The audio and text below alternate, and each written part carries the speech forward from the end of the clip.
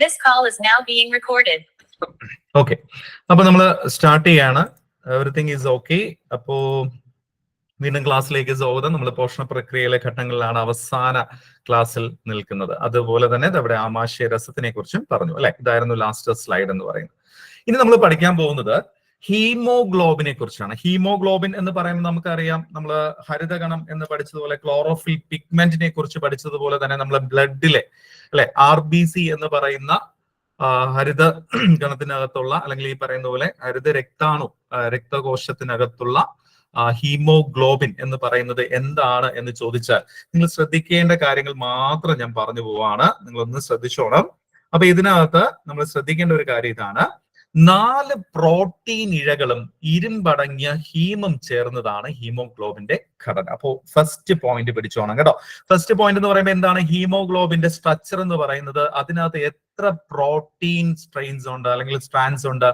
4 എണ്ണം ഉണ്ട്. Okay, 4 protein ഇഴകളും ഇരുമ്പടങ്ങിയ ഹീമുമാണ് ഇതിനകത്ത് വരുന്ന ഹീമോഗ്ലോബിന്റെ ഘടനയിൽ വരുന്നത്. അപ്പൊ ഇവിടെ ശ്രദ്ധിക്കേണ്ട ഒരു കാര്യം, ഹീമിലെ ഇരുമ്പുമായാണ് ഓക്സിജൻ കൂടിച്ചേരുന്നത്. അപ്പോൾ ഇവിടെ മനസ്സിലാക്കേണ്ടത് എവിടെയാണ് ഓക്സിജൻ കൂടിച്ചേരുന്നത് എന്ന് ചോദിച്ചാൽ ഹീമിലെ ഇരുമ്പുമായിട്ടാണ്, അയണുമായിട്ടാണ് ഓക്സിജൻ കൂടിച്ചേരുന്നത് എന്ന് മനസ്സിലാക്കി വെക്കാം. ഇനി മനസ്സിലാക്കേണ്ടത് പ്രോട്ടീൻ ഇഴകളും ഹീമും 4 എണ്ണം വീതം ഉള്ളതിനാൽ, അപ്പൊ ഇവിടെ നമ്മൾ ശ്രദ്ധിക്കേണ്ട ഒരു കാര്യം, പ്രോട്ടീൻ ഇഴകൾ മാത്രമല്ല, പ്രോട്ടീൻ ഇഴകളും ഹീമും 4 എണ്ണം വീതം ഉള്ളതിനാൽ ഒരു ഹീമോഗ്ലോബിൻ തന്മാത്രയ്ക്ക് എത്ര ഓക്സിജൻ തന്മാത്രകളെ, ഒരു ഹീമോഗ്ലോബിൻ മോളിക്യൂളിന് എത്ര ഓക്സിജൻ മോളിക്യൂൾസിനെ വഹിക്കാൻ, ക്യാരി ചെയ്യാനുള്ള കപ്പാസിറ്റി ഉണ്ടെന്ന് ചോദിച്ചാൽ അത് 4 ആണ്. ഓക്കെ, അപ്പൊ 4 oxygen molecules will be carried out എന്ന് നമ്മൾ പറയേണ്ടി വരും. 4 ഓക്സിജൻ തന്മാത്രകളെ വഹിക്കാൻ ആർക്ക് കഴിവുണ്ട്? ഒരു ഹീമോഗ്ലോബിന് കഴിവുണ്ട്. അപ്പൊ ഹീമോഗ്ലോബിനകത്ത് എന്തൊക്കെയാണ് ഉള്ളതെന്ന് വെച്ചാൽ 4 പ്രോട്ടീൻ ഇഴകളും അതുപോലെ ഹീമും. ഓക്കെ, അപ്പൊ ഇത് എന്താണ് ചെയ്യുന്നതെന്ന് വെച്ചാൽ, അപ്പൊ ഓരോ പ്രോട്ടീൻ ഇഴകളും ഹീമും എന്ത് ചെയ്യും? ഓരോ ഓക്സിജനെ വഹിക്കും.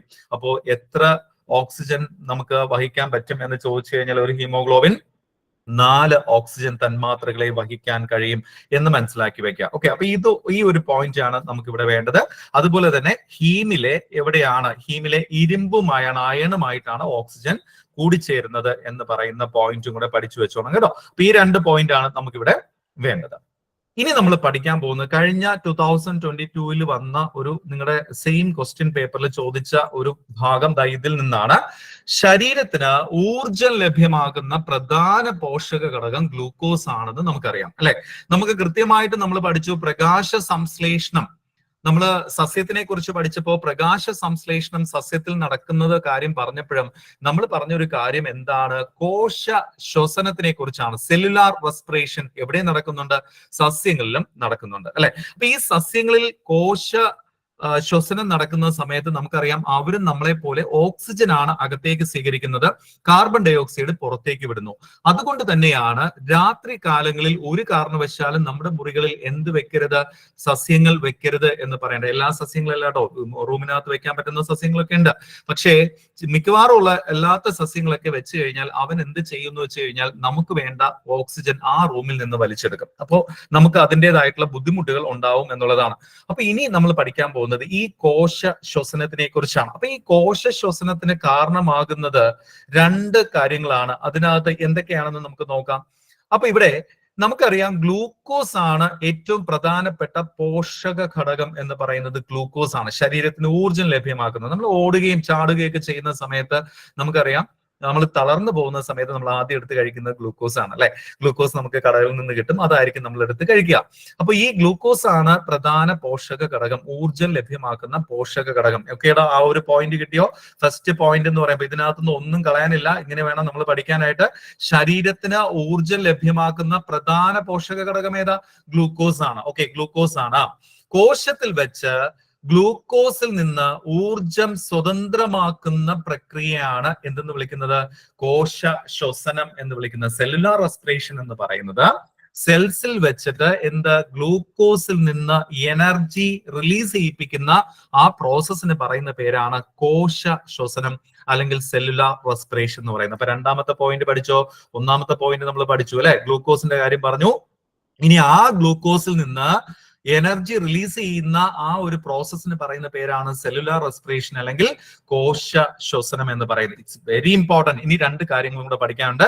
ഇത് രണ്ട് ഘട്ടങ്ങളായാണ് നടക്കുന്നത്. അപ്പോൾ ഈ കോശ ശ്വസനത്തിന് സെല്ലുലാർ റെസ്പിറേഷന് എത്ര ഫേസ് ഉണ്ട് എന്ന് ചോദിച്ചാൽ, എത്ര ഘട്ടങ്ങളുണ്ട് എന്ന് ചോദിച്ചാൽ, രണ്ട് ഘട്ടങ്ങളാണ് നടക്കുന്നത്. അപ്പോൾ അതിനകത്ത് ആദ്യത്തെ ഘട്ടം ഏതെന്ന് ചോദിച്ചാൽ അത് ഗ്ലൈക്കോളിസിസ് ആണ്. ഇവിടെ നിങ്ങൾ മനസ്സിലാക്കേണ്ട ഒരു കാര്യം, ഗ്ലൂക്കോസിനെ ലൈസ് ചെയ്യുന്ന പ്രക്രിയ എന്ന് ഓർത്തു വെച്ചേ. അപ്പൊ ഗ്ലൂക്കോസിൽ നിന്നല്ലേ എനർജി ഉണ്ടാവേണ്ടേ? അപ്പൊ ഗ്ലൈക്കോളിസിസ് ആണ് ആദ്യത്തെ ഘട്ടം എന്ന് പറയുന്നത്. അതാണ്. അപ്പോ ഇതാണ് ആദ്യത്തെ ക്വസ്റ്റ്യൻ. കോശ ശ്വസനത്തിലെ ഒന്നാം ഘട്ടം ഏതാണ് എന്ന് ചോദിച്ചാൽ അത് ഗ്ലൈക്കോളിസിസ് ആണ്. First phase of cellular respiration എന്ന് ചോദിച്ചാൽ അത് ഗ്ലൈക്കോളിസിസ് ആണ്. ഇനി ഇവിടെ എന്താ സംഭവിക്കുന്നതെന്ന് നോക്കിക്കേ. ഗ്ലൂക്കോസിനെ പൈറുവിക് ആസിഡ് ആക്കി മാറ്റുന്നു. ആദ്യമേ തന്നെ എനർജി റിലീസ് ആക്കില്ല അല്ലെ. ഗ്ലൂക്കോസിനെ എന്ത് ചെയ്യും? പൈറുവിക് ആസിഡ് ആക്കി മാറ്റും. പൈറുവിക് ആസിഡ് ആക്കി മാറ്റുന്ന പ്രക്രിയയാണ് എന്തെന്ന് പറയുന്നത്? ഓക്കെ, ഏതെന്ന് പറയുന്നത്? നമ്മുടെ സെല്ലുലാർ റെസ്പിറേഷൻ എന്ന് പറയുന്നത് അതാണ്. ഓക്കെ, അപ്പൊ എന്താ പറഞ്ഞത്? ഗ്ലൂക്കോസിനെ പൈറുവിക് ആസിഡ് ആക്കി മാറ്റുന്ന ഒരു പ്രക്രിയയാണ് ഏതെന്ന് പറയുന്നത്? നമ്മുടെ ആദ്യത്തെ കാര്യം നടക്കുന്നത്. അങ്ങനെ മാറ്റുന്ന സമയത്ത് 2 ATP തന്മാത്രകൾ ലഭ്യമാകുന്നു. അപ്പൊ ഇവിടെ എത്ര ATP മോളിക്യൂൾസ് ആണ് അവിടെ അപ്പൊ ഉണ്ടാകുന്നത്? 2 ATP molecule. 2 ATP molecule will be released. Okay, ഇനി ഇത് എവിടെ വെച്ചാണ് നടക്കുന്നത്? അപ്പൊ ഗ്ലൈക്കോളിസിസ് എന്ന് പറയുന്ന പ്രോസസ്സ് എവിടെ വെച്ചാണ് നടക്കുന്നത് എന്ന് ചോദിച്ചാൽ അത് കോശദ്രവ്യത്തിൽ, സൈറ്റോപ്ലാസം. ഓക്കെ, ഗ്ലൈക്കോളിസിസ് നടക്കുന്നത് എവിടെ വെച്ചിട്ടാണ്? സൈറ്റോപ്ലാസത്തിൽ വെച്ചിട്ടാണ്. ഓക്കെ, സൈറ്റോപ്ലാസം അല്ലെങ്കിൽ കോശദ്രവ്യത്തിൽ വെച്ച് നടക്കുന്ന ഈ പ്രവർത്തനത്തിന് എന്തിന്റെ ആവശ്യമില്ല? ഓക്സിജന്റെ ആവശ്യമില്ല. ഓക്കെ, ഓക്സിജന്റെ ആവശ്യമില്ലാത്ത ഒരു പ്രക്രിയ ഏതെന്ന് ചോദിച്ചാൽ, അല്ലെങ്കിൽ ഓക്സിജന്റെ ആവശ്യമില്ലാത്ത പിന്നെ നമ്മുടെ ഊർജ്ജം സ്വതന്ത്രമാക്കൽ പ്രക്രിയ ഏതാണെന്ന് ചോദിച്ചാൽ അത് ഏതാണ്? ഗ്ലൈക്കോളിസിസ് ആണ്. കാരണം കോശദ്രവ്യത്തിൽ വെച്ചാണ് അത് നടക്കുന്നത്. അവിടെ എന്തിന്റെ ആവശ്യമില്ല? ഓക്സിജന്റെ ആവശ്യം ഇല്ല. ഓക്കെ, അപ്പൊ ഇത്രയും പോയിന്റ്സ് കിട്ടിയല്ലോ. അപ്പൊ ഗ്ലൈക്കോളിസിസ് എന്ന് പറയുന്നത് കോശ ശ്വസനത്തിന്റെ ഒന്നാം ഘട്ടം. അവിടെ നമുക്ക് കിട്ടുന്നത് ഗ്ലൂക്കോസിനെ പൈറുവിക് ആസിഡ് ആക്കി മാറ്റി വെച്ചു. 2 ATP മോളിക്യൂൾസ് ആണ് അവിടെ ലഭ്യമാകുക. ഇത് എവിടെ വെച്ച് നടക്കുന്നു? കോശദ്രവ്യത്തിൽ വെച്ച് നടക്കുന്നു. അവിടെ എന്തിന്റെ ആവശ്യമില്ല? ഓക്സിജന്റെ ആവശ്യമില്ല. ഓക്കെ ആണല്ലോ. അപ്പൊ ഗ്ലൈക്കോളിസിസ് എന്ന് പറയുന്ന ആദ്യത്തെ ഘട്ടത്തെ കുറിച്ച് പറഞ്ഞു. അപ്പൊ ഇവിടെ നമുക്ക് കയ്യിലിരിക്കുന്ന സംഭവം എന്താണ്? പൈറുവിക് ആസിഡ് ആണ് അല്ലെ. അപ്പൊ ഗ്ലൈക്കോളിസിന്റെ ഫൈനൽ ആയിട്ടുള്ള ഒരു പ്രോഡക്റ്റ് എന്ന് പറയുന്നത് പൈറുവിക് ആസിഡ് ആയിട്ട് അങ്ങനെ ഇരിക്കാം. ഇനി അടുത്ത് നമ്മൾ വരുന്നത് രണ്ടാമത്തെ ഘട്ടം, ഇമ്പോർട്ടന്റ് ആയിട്ടുള്ള ഘട്ടം എന്താണ്? ക്രബ്സ് പരിവൃത്തി എന്ന് പറയാം, ക്രബ്സ് സൈക്കിൾ എന്ന് പറയാം. ഓക്കെ, അപ്പൊ ഈ ക്രബ്സ് സൈക്കിൾ എന്താണ് നടക്കുന്നതെന്ന് ചോദിച്ചാൽ കോശ ശ്വസനത്തിലെ രണ്ടാം ഘട്ടമാണ് ഏതെന്ന് പറയുന്നത്? ക്രബ്സ് സൈക്കിൾ എന്ന് പറയുന്നത്. അപ്പൊ ഓർത്തു വെച്ചോണം, ക്രബ്സ് സൈക്കിൾ എന്ന് പറയുന്നത് സെല്ലുലാർ റെസ്പിറേഷന്റെ സെക്കൻഡ് ഫേസ് ആണ് ഏതെന്ന് പറയുന്നത്? ക്രബ്സ് സൈക്കിൾ എന്ന് പറയുന്നത്. അപ്പൊ ഈ ക്രബ്സ് പരിവൃത്തി എവിടെ നടക്കുന്നു എന്ന് ചോദിച്ചാൽ, നമ്മൾ നേരത്തെ പറഞ്ഞു ഗ്ലൈക്കോളിസിസ് നടക്കുന്നത് എവിടെ വെച്ചിട്ടാണ്? സൈറ്റോപ്ലാസത്തിൽ വെച്ചിട്ടാണ്, അല്ലെങ്കിൽ കോശദ്രവ്യത്തിൽ വെച്ച് നടക്കുന്നു എന്ന് നമ്മൾ പറഞ്ഞു. അങ്ങനെയാണെങ്കിൽ ഇത് നടക്കുന്നത് മൈറ്റോകോൺട്രിയയിൽ വെച്ചിട്ടാണ്. അപ്പൊ ക്രബ്സ് നടക്കുന്നത് എവിടെ വെച്ചിട്ടാണ്? മൈറ്റോകോൺട്രിയയിൽ വെച്ചിട്ടാണ് നടക്കുന്നത്. അപ്പൊ കാരണം നമുക്കറിയാം മൈറ്റോകോൺട്രിയ എന്ന് പറയുന്ന power house of the sella. Power house of the cell എന്നാണ് നമ്മൾ പഠിച്ചു വെച്ചേക്കുന്നത് അല്ലെ. അപ്പൊ ഈ മൈറ്റോകോൺട്രിയയിൽ വന്നാൽ മാത്രമേ അവിടെ എനർജി റിലീസ് ചെയ്യപ്പെടുകയുള്ളൂ എന്ന് മനസ്സിലാക്കി വെക്കുക. അപ്പൊ രണ്ടാമത്തെ ഘട്ടം എവിടെ തന്നെ നടക്കണം? മൈറ്റോകോൺട്രിയയിൽ നടക്കണം. അപ്പൊ ഇവിടെ നിരവധി രാസമാറ്റങ്ങളിലൂടെ നമുക്ക് ഗ്ലൈക്കോളിസിസിൽ കിട്ടിയ പൈറുവിക് ആസിഡ് ഇല്ലേ, അത് കാർബൺ ഡയോക്സൈഡും ജലവുമായി മാറ്റപ്പെടുന്നു. അപ്പൊ ഇവിടെ നമുക്ക് കിട്ടിയ ഈ പൈറുവിക് ആസിഡ് എന്തൊക്കെയാക്കി മാറ്റുന്നു? കാർബൺ ഡയോക്സൈഡും അതുപോലെ തന്നെ ജലവുമായിട്ട് മാറ്റുന്നു എന്ന് ഓർത്തു വയ്ക്കുക. ഓക്കെ, കാർബൺ ഡയോക്സൈഡും ജലവുമായി മാറ്റപ്പെടുന്നു. അപ്പൊ ഇവിടെ നമുക്ക് എത്ര തന്മാത്രകൾ ATP മോളിക്യൂൾസ് ആണ് കിട്ടുന്നത് എന്ന് ചോദിച്ചാൽ 28. ഓക്കെ, 28 ആണ്. നമ്മൾ നേരത്തെ എത്ര പഠിച്ചത്? 2 ATP ആണ്. ഇവിടെ 28 ആണ് എന്ന് ഓർത്തു വയ്ക്കുക. അപ്പൊ അത് 2 ഉള്ളൂ. ഇവിടെ 28 തന്മാത്രകൾ ലഭ്യമാകുന്നു. ഈ പ്രവർത്തനത്തിന് ഓക്സിജൻ ആവശ്യമാണ്. അപ്പം നിങ്ങൾ ശ്രദ്ധിക്കേണ്ട ഒറ്റ കാര്യമേ ഉള്ളൂ, നമ്മുടെ കോശ ശ്വസനത്തിലെ സെല്ലുലാർ റെസ്പിറേഷനകത്ത് ഓക്സിജൻ ആവശ്യമില്ലാത്ത ഘട്ടം ഏത് എന്ന് ചോദിച്ചാൽ അത് ക്രബ്സ് പരിവൃത്തിയാണോ അതോ ഗ്ലൈക്കോളിസിസ് ആണോ? ഗ്ലൈക്കോളിസിസ് ആണ്. അപ്പൊ ഓക്സിജൻ ആവശ്യമില്ലാത്തത് ഗ്ലൈക്കോളിസിസും, ഓക്സിജൻ ആവശ്യമുള്ളത് ഏതെന്ന് ചോദിച്ചാൽ അത് ക്രബ്സ് പരിവൃത്തിയാണ് എന്ന് ഓർത്തു വെക്കാം. ഓക്കെ, ഇനി എത്ര മോളിക്യൂൾ ആണ് സെല്ലുലാർ റെസ്പിറേഷനിൽ കൂടെ കിട്ടുന്നത്? ടോട്ടൽ എത്രയാണെന്ന് ചോദിച്ചാൽ 28 അതുപോലെ തന്നെ 2 അല്ലെ. അപ്പൊ ഇതിന് നമുക്ക് പറയാൻ പറ്റുന്നത് ടോട്ടൽ 30 ATP ആണെന്ന് പറയാം. ഇത് ഈ സെല്ലുലാർ റെസ്പിറേഷന്റെ ടോട്ടൽ ആയിട്ട് ചോദിക്കുകയാണെങ്കിൽ മാത്രമാണ് ഈ 30 ATP എന്ന് പറയുന്നത് കേട്ടോ. അല്ലാതെ ഗ്ലൈക്കോളിസിസ് മാത്രമാണെങ്കിൽ എത്രയേ ഉള്ളൂ? 2 ഉള്ളൂ. അല്ലെങ്കിൽ ക്രബ്സ് പരിവൃത്തിയിൽ എത്രയാണ്, ക്രബ്സ് സൈക്കിൾ എത്രയാണെന്ന് ചോദിച്ചാൽ എത്രയാ?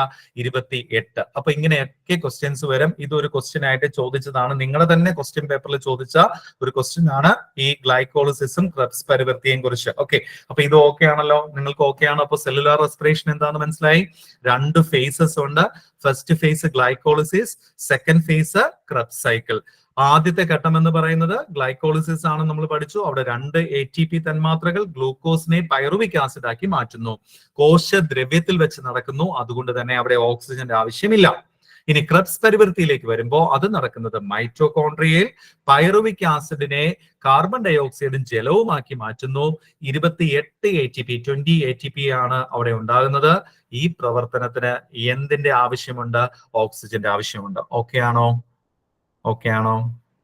സെല്ലുലാർ റെസ്പിറേഷൻ ഓക്കെ ആയോ? ഓക്കെ. ഇനി നമ്മൾ ഇവിടെ ഞാൻ പറഞ്ഞ കാര്യങ്ങൾ തന്നെയാണ്. ഞാൻ ഈ സ്ലൈഡ്സ് നിങ്ങൾക്ക് തന്നിട്ടുണ്ട്, ഓൾറെഡി തന്നിട്ടുള്ളതാണ് ഈ സ്ലൈഡ്. അപ്പോഴാണ് ചിലർക്കൊക്കെ അതിന്റെ താഴേക്ക് വന്ന ക്വസ്റ്റ്യൻസിലൊക്കെ ഡൗട്ട് വന്നത്. സാരമല്ല, ഞാൻ അപ്പോഴേ നിങ്ങളോട് പ്രോമിസ് ചെയ്ത് നമ്മൾ പഠിക്കുമെന്ന് അല്ലെ.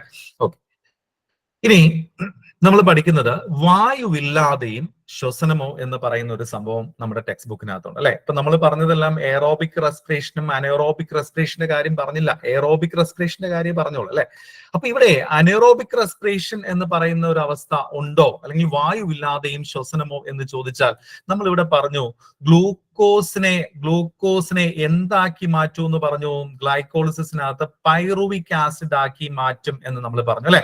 പൈറുവിക് ആസിഡ് ആക്കി മാറ്റുന്നത് നമുക്കറിയാം, അവിടെ കൂടുതലായിട്ടും സംഭവിക്കുന്നത് ബാക്ടീരിയയും ഈസ്റ്റും എന്നിവയുടെ കോശദ്രവ്യത്തിലാണ് ഇത് സംഭവിക്കുന്നത്. എന്താ ഇവിടെ നമ്മൾ സംഭവിച്ചത് അല്ലെ? കോശദ്രവ്യത്തിൽ നമ്മൾ ഗ്ലൈക്കോളിസിസ് എന്ന് പറയുന്ന പ്രോസസ്സ് നടക്കുന്നത് സൈറ്റോപ്ലാസത്തിലാണ് നമ്മൾ പറഞ്ഞു കഴിഞ്ഞു. അവിടെ 2 ATP ആണ് റിലീസ് ചെയ്യുന്ന കാര്യമൊക്കെ നമ്മൾ പറഞ്ഞു കഴിഞ്ഞു. ഇത് നോർമൽ പ്രൊസീജിയർ ആയിട്ട് നടക്കുന്ന പ്രോസസ്സാണ്.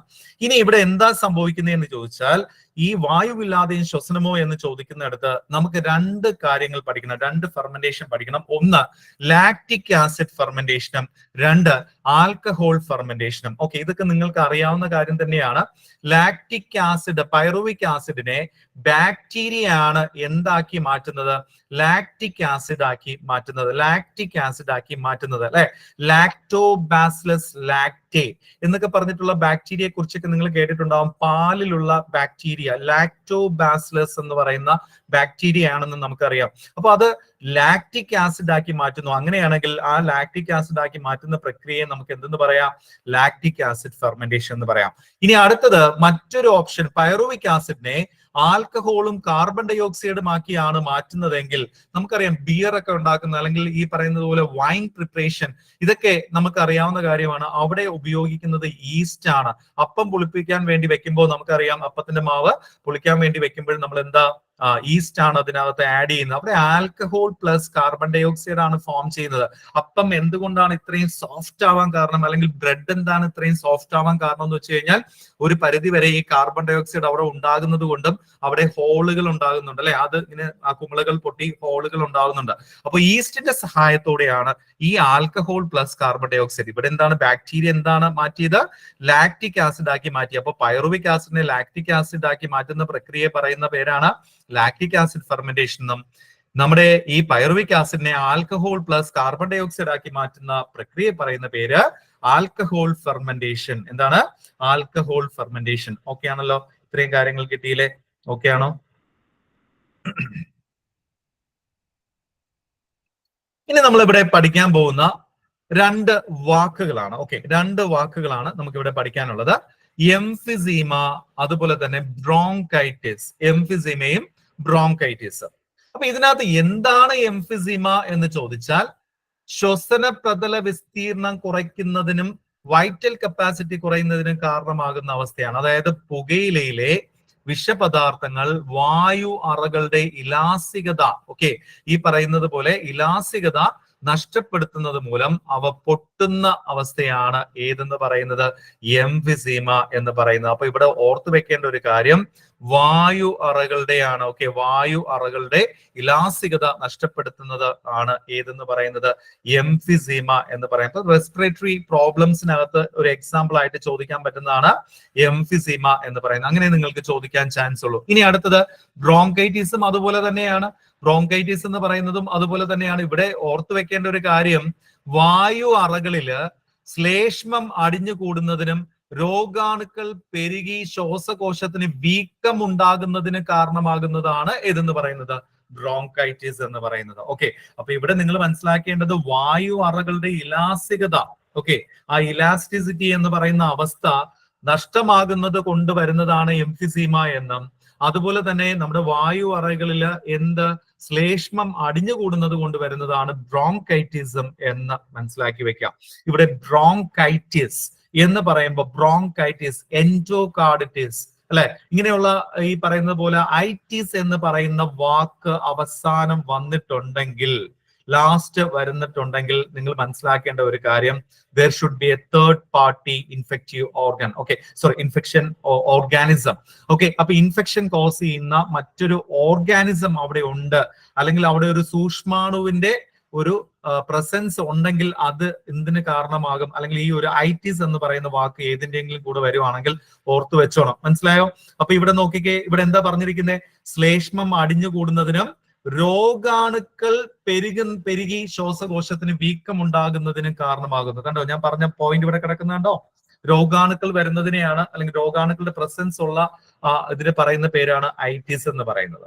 അപ്പൊ ഇങ്ങനെയുള്ള വാക്കുകളുടെ കൂടെ ഐറ്റിസ്, ബ്രോങ്കൈറ്റിസും എൻഡോകാർഡിറ്റിസും ഇങ്ങനെയൊക്കെയുള്ള മെനിഞ്ചൈറ്റിസ് ഇങ്ങനെയൊക്കെ പറയുമ്പോൾ ഓർത്തു വെച്ചോണം രോഗാണുക്കളുടെ പ്രസൻസ് ഉണ്ട് എന്നുള്ളത് നിങ്ങൾ ഓർത്തു വെച്ചോണം കേട്ടോ. ഇനി നമുക്ക് വൃക്കയിലേക്ക് വരുമ്പോ വൃക്കയില് നമ്മൾ പറയുന്ന ഒരു പോയിന്റ് ഉണ്ട്. അതിനകത്ത് ശരീരത്തിലെ പ്രധാന വിസർജനാവയവം എക്സ്ക്രീറ്ററി ഓർഗൻ എന്ന് പറയുന്നതാണ് ഏതെന്ന് പറയുന്നത് കിഡ്നി എന്ന് പറയുന്നത് അല്ലെ. വൃക്ക എന്ന് പറയുന്നത് ശരീരത്തിലെ ഏറ്റവും ഇമ്പോർട്ടന്റ് ആയിട്ടുള്ള എക്സ്ക്രീറ്ററി ഓർഗൻ ആണ്, അല്ലെങ്കിൽ വിസർജന അവയവമാണ് വൃക്ക എന്ന് പറയുന്നത്. ഇനി ഇവൻ എന്താ ചെയ്യുന്നേ?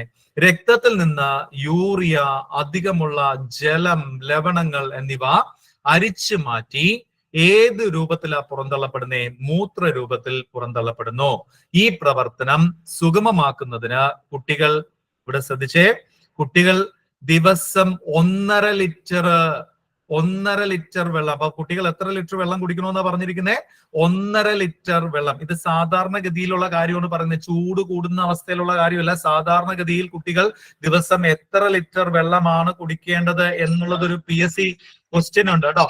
PSC ക്വസ്റ്റ്യൻ ഉണ്ട്. എത്ര ലിറ്റർ ആണ് വെള്ളം കുടിക്കേണ്ടത് എന്ന് ചോദിച്ചാൽ അവിടെ നിങ്ങൾ മനസ്സിലാക്കേണ്ട എത്ര ലിറ്റർ വെള്ളമാണ്? 1.5 ലിറ്റർ വെള്ളമാണ്. അങ്ങനെയാണെങ്കിൽ നമ്മുടെ മുതിർന്നവർ എത്ര ലിറ്റർ വെള്ളം കുടിക്കണം? നിങ്ങൾ എത്ര ലിറ്റർ വെള്ളം കുടിക്കണം എന്നുള്ള കാര്യം പെട്ടെന്ന് അങ്ങോട്ട് മനസ്സിലാക്കിക്കോ.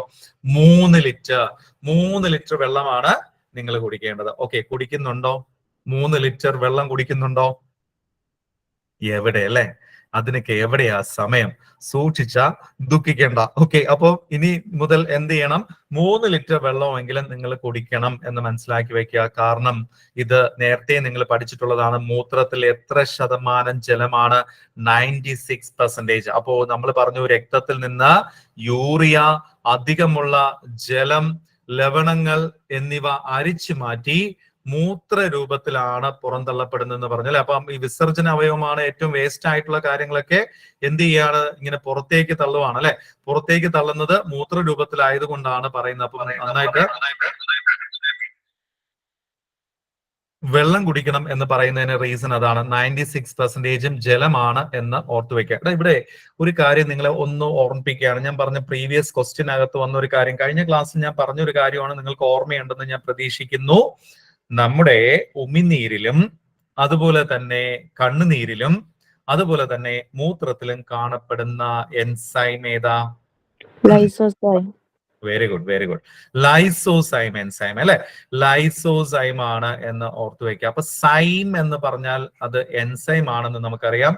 ലൈസോസോം എന്ന് പറയുന്നത് കോശാംഗമാണ്, അത് അനിമൽ സെൽസിൽ മാത്രം കാണുന്ന ഒരു കോശാംഗമാണെന്ന് നമ്മൾ പഠിച്ചു വെച്ചു. അപ്പൊ ഇവിടെ ഓർത്തു വെക്കേണ്ട ഒരു കാര്യം സൈം ആണ്. അപ്പൊ രോഗാണുക്കളെ നശിപ്പിക്കാൻ സഹായിക്കുന്ന എൻസൈം ഏത് എന്ന് ചോദിച്ചാൽ അത് ലൈസോസൈം ആണ് എന്ന് ഓർത്തു വെക്കുക. ഓക്കെ, ലൈസോസൈം ആണെന്ന് ഓർത്തു വെക്കുക. എവിടെയൊക്കെ ഉണ്ടെന്ന് ഞാൻ പറഞ്ഞത്, അവിടെ സലൈവ,